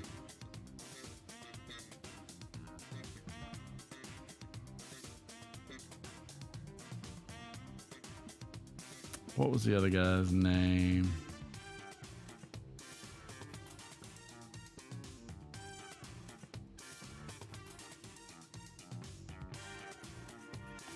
Who was the other guy that came back?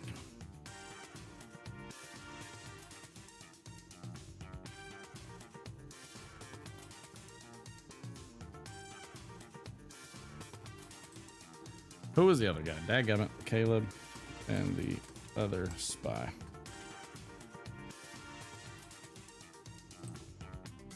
Joshua. It was Joshua and Caleb. So, what does the name Caleb mean?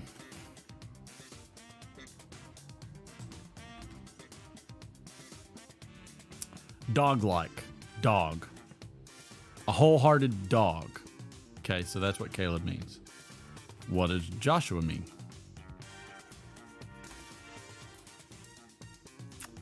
So Joshua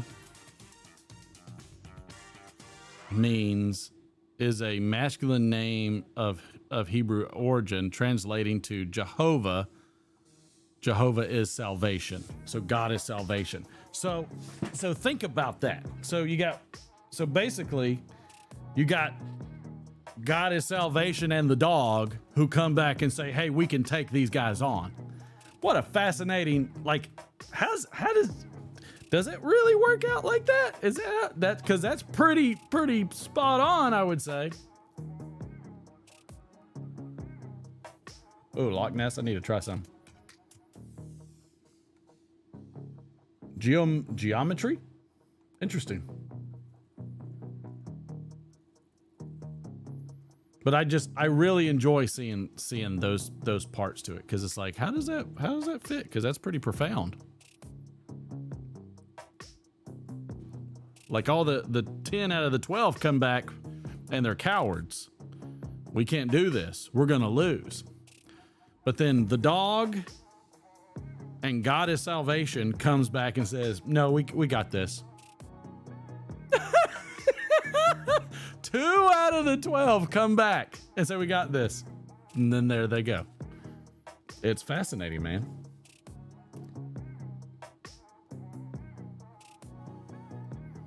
Blair Gallery. Who makes the Blair Gallery? I don't think I've had that. I haven't had either of those, actually. So yeah, so it's I'm gonna delve a little more. I read 1984. That's just weird.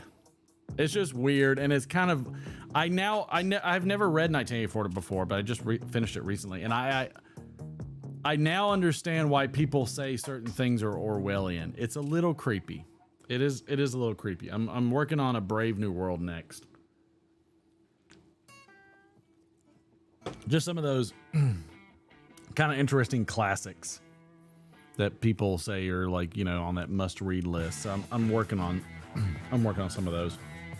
Probably will never go back to Dante's Inferno again. Dante's Inferno was rough when I was in high school. I don't think I can do that again. I had the hardest time with that. I mean, it wasn't bad when you break it all down and segment everything out, but man, that is not an easy read if you don't speak in his native language or dialect or whatever it is. That one's tough. I mean, all the different levels of hell, you know, the devil having 3 heads. I mean, it was just, whew. Drucker and Sons makes it. Okay, so Drucker and Sons also makes the, what was it? Does Drucker and Sons make the, yeah, Drucker and Sons Loch Ness. Okay, yeah, so Drucker and Sons makes both of those. Interesting. I don't think I've ever had anything Drucker and Sons. Are they pretty good?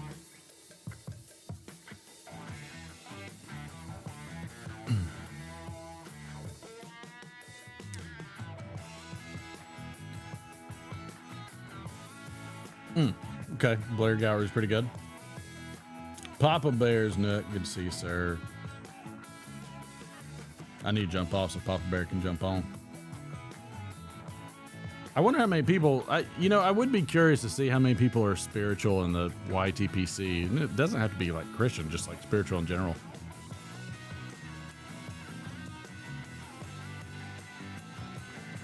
I would wager it probably close to 99%.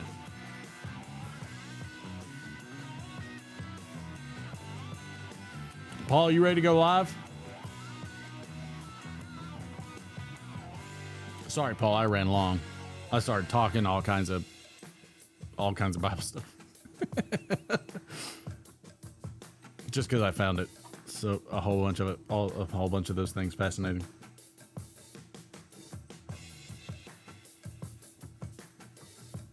Drucker and Son makes other stuff too, I would think.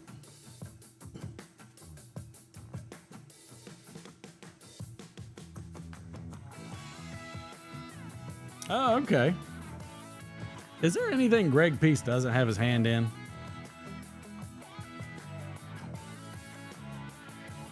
That's true, but I haven't seen Let My Cameron Go do a prayer live in a while, unless it's just not hitting my feed. There was a while he had stopped.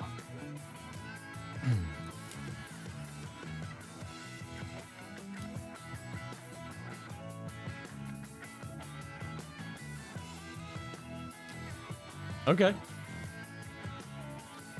Let me know, because I'm about to wrap up here in just a few too. So feel free to jump in and tell me to get off the lives, and I will get off. So feel free to start up whatever you want to, sir. Yeah. It's hard, man. It's really, really hard. Like, I give them props for that. I do think like some of those, I feel like people are more lost with something that they can't comprehend or understand, and that's why spirituality is so difficult. Good Lord, come on, stupid thing on my back.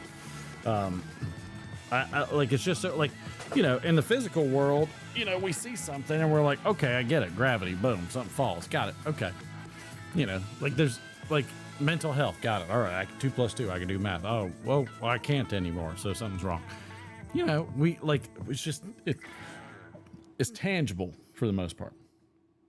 And so spiritual is so hard because it's so untangible.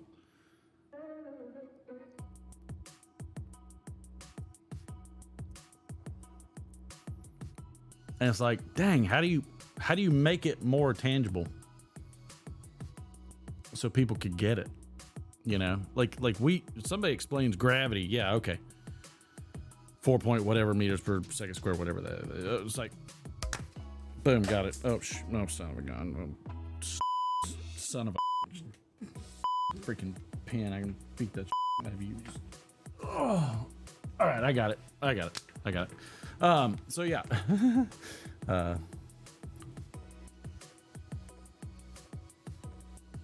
Interesting. Knights of Columbus.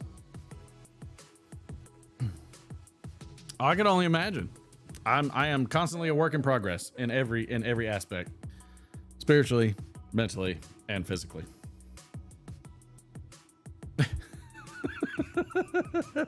And I'm okay with that, because I feel like life, the great thing about life is that you should always be learning.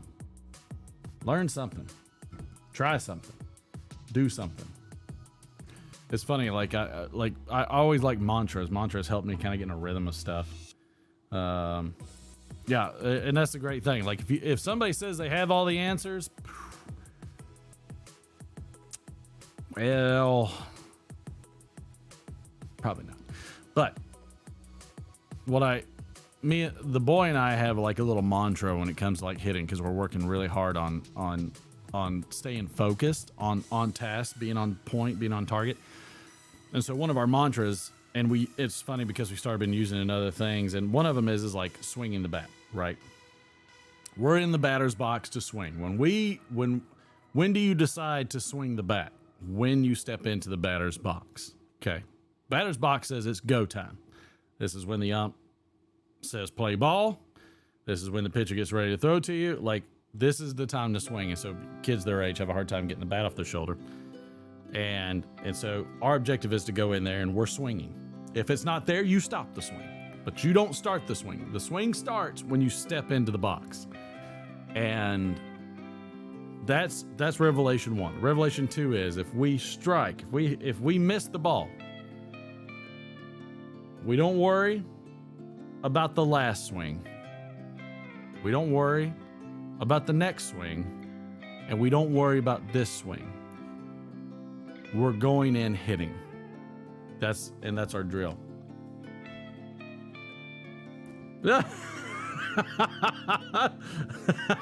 Well, Ron, it happens. So and really that mantra of saying, you know, we're not worried about the last swing that we missed. We're not worried about the next swing that's coming up. We're not worried about the swing that's right here, right now. We're just going in hitting. And so, and what's cool is you can kind of relate that to a lot of things. Kind of like being in the moment. There's times you should be in the moment. And that's a mantra for being in the moment, I would say. And so, you know, for me, that's a great way of saying, you know, don't get frustrated about what's happened and regret. You know, don't get in anticipation and fear of what's coming. And don't be nervous about what you're doing right now. Just go into it. Get it done. Be on point. Be on target. Step in the box. because that's when you're swinging. That's when you decide to swing, is when you step into the box. And so, I mean, me and the boy, that's kind of what we do. And so, you know, because I know that as a hitter, I would get so frustrated. I'd get so frustrated so fast. Be the ball. Be the ball.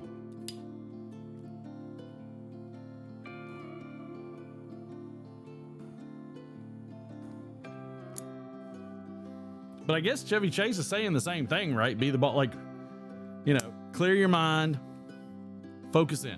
So basically focus, right? I guess you would say that. It's like focus. And yeah, so I mean, and don't ruin your focus by, you know, sitting there dwelling on what's went wrong. Don't screw up the focus by worrying about what will happen. Plan out appropriately and get it done. What was the saying? Who said that? The president, plans are useless, planning is everything. I mean, yeah, there you go. I mean, it's the ability to work off the fly. Go in with a plan. Make multiple plans, actually. I loved the first time I told my son, "Did you know that your brain can predict the future?" His eyes got so big, and it cracked me up, because his eyes really got huge. He was like, "What?" I was like, "Yes, your brain does that." In fact, what happens is you do this in your prefrontal cortex. So in your prefrontal cortex, you create basically like parallel dimensions of yourself. You create different scenarios. And the people that are exceptionally good at this are chess players that are very good chess players, because they're the ones that can predict multiple moves ahead. So, and that's why they are so good, because they have done an excellent job of utilizing their prefrontal cortex to predict the next moves and what their reactions will be to the next moves, and then so on and so forth. So somebody that can go 3, 4, 5, 6 moves ahead is pretty amazing. I didn't know that, Ethan. Relax your jaw. I don't know if I've ever paid attention to what my jaw does. I'm going to do that next time I'm hitting.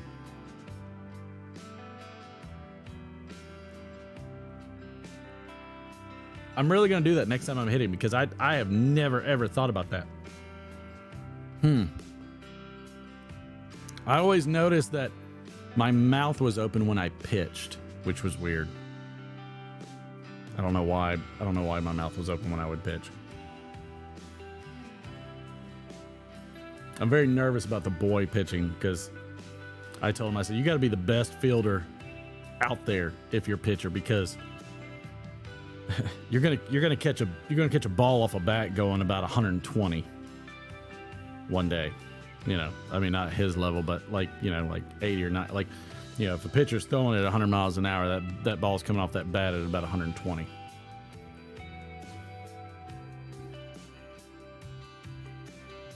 Yes, Troy. No, sir.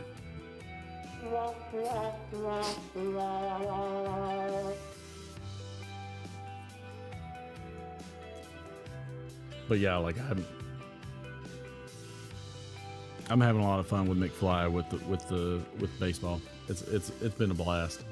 He's really kind of coming into it, and he's having some fun. It's so funny. He'll go to cages with the coaches, and the coaches are like, "How come you don't hit like this in the game?" I'm like, "Well, that's because he's got a pitcher he's not warming up. One, he's not getting 20 pitches, and two, they're not all consistent."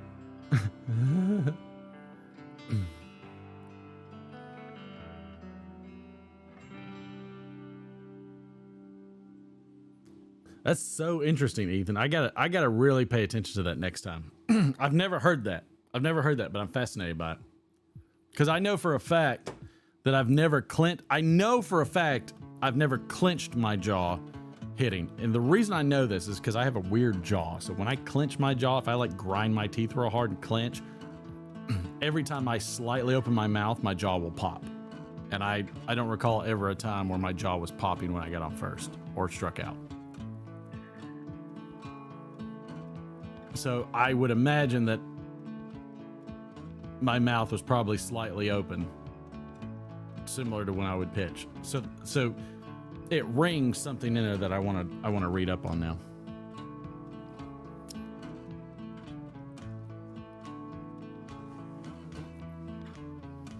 Troy, there is no in the champagne room. I'm just letting you know that now.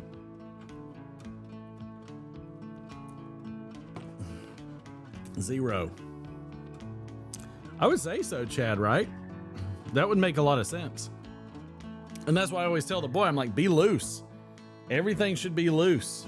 All right? Because really, like, when you're hitting or throwing, you're really doing a whip-like movement, which if you have a whip that isn't fluid and flexible and well oiled, you could never break the sound barrier and crack it. It's not possible, which is what the crack is of the whip, is actually the tip of the whip breaking the sound barrier, which I always found fascinating. But everything should be loose. Everything should be relaxed and loose. And then and the tension is not the same as being tense, if that makes sense. Like when you're hitting, you know, which we did a practice where the coaches were hitting, so Martin McFly wanted me to bat left-handed, so I batted left-handed first. Then he had me bat right-handed. But in terms of the tension, you know, when you're up there, when you stride forward, you're trying to create that tension with the hips rotating. So if the pitcher's here, you want your hips starting their rotation here with your elbow dropping, your hips rotating, but you're wanting to pull back at the same time on the load, so it creates that monstrous amount of rubber band tension. And you're still loose though, like you're still loose, you're just creating a tension. And so when you finally whip around, you know, you're getting that momentum. Oh. None of that relax this. Hey, you know, I will say golf is, I enjoy golf. I do it very infrequently, but I very much enjoy it. And the last golf tournament I was in, everybody said, like, my handicap was like the lowest, and my team won because my handicap was the lowest. And I told him, I said, I don't golf much. I hit my head 9 times on the little panel in the golf cart, you know, which was on my, you know, it was actually over here. So your left, you know, is over there, but it was on my left. And so, like, every time I got in, because I didn't know they had these new golf cart screens that would tell you the distance to the hole. I didn't know that it existed. It'd been so long since I golfed. And every time I got in, I slammed my head up against that friggin' thing. And I mean, I put a dent in my skull. I know I did. It was brutal. And, you know, one of the guys that we were golfing with was a very good golfer. He'd golfed since he was like 6 years old. And I was like, okay, great. My golf clubs are from Target from 2000. $45 on sale. Just so you know. And like, you know, I just said, look, you know, just think of me like Ricky Bobby. I'm a doer, not a thinker. You tell me the club and you tell me where to hit it, and I can do that because I'm very good at, this is why I pitched, because I'm very good at repetitive things. I'm a repetitive person. I don't get bored with repetitive actions, where most people do get bored. I'm okay with the repetitive stuff. In fact, I just kind of get in the zone and I just get very, very repetitive. So golf is very similar to that. If you just give me the club and tell me where to go, and I'm within a, you know, tell me to either cut loose or go 90%, I can, you know, I'll hit it up on the green. My short game sucks so bad. My short game's terrible. You forget that. I'll get you on the green. I can get you on the green 3. I'm not gonna get you an eagle or a birdie on the putt. So that was our gig. Like, the guy that was really good, he was, you know, I think it was a shotgun tournament. So we were all independent putts, but in some of the other ones, like the guys that were really good on the greens, like I would just hit just so they could see the lay of the green.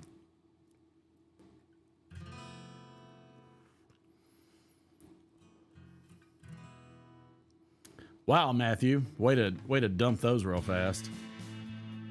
I didn't know exclamation point slots all even worked. That's a new one for me. Yeah, and I'm trying to, I'm like, obviously we're on the new system, which is pretty cool.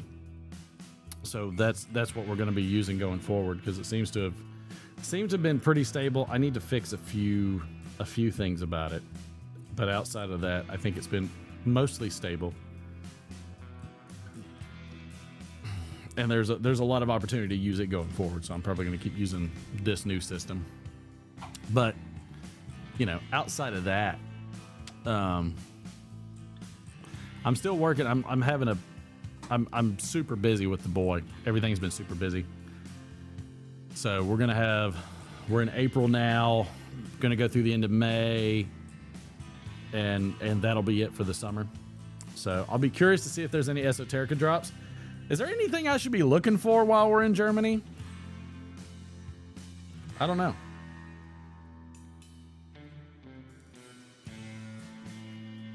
I mean, I told the wife, I was like, we got to go to Berlin once. I need to go where one of the U.S. presidents called himself a donut. That's a must. That has to happen. But outside of that, I don't know. Is there anything I should be looking for? Maybe pipe related while in Germany? I mean, I know they have like the Allen pipes and, Allen the tobacco, HU tobaccos, yeah. I'm not sure where those are in relation to where my wife is and her family, but I don't know, we'll see. But I'm curious to see what all's going on up in Germany. Maybe check out some cool stuff. I know they're big on like big mustaches and beards. Like they're big on that. They have a whole festival of beards and mustaches where they get super crazy curly and like artistic and real wonky. Like I'm like, okay, I'm good with that. I don't mind. But outside of that, I don't know what any of that. I don't know any of the things that they do. That is by far and away beyond me. But outside of that, we're gonna cut it short. I don't know if we actually cut it short. I appreciate you guys hanging out with me and listening. I apologize if I was getting on topics that you weren't necessarily too keen on or excited about, but thought some of them were pretty cool. I thought some of them were pretty fascinating, and if anybody has any of that kind of stuff that they look into, shoot it my way, because I'm always curious about it.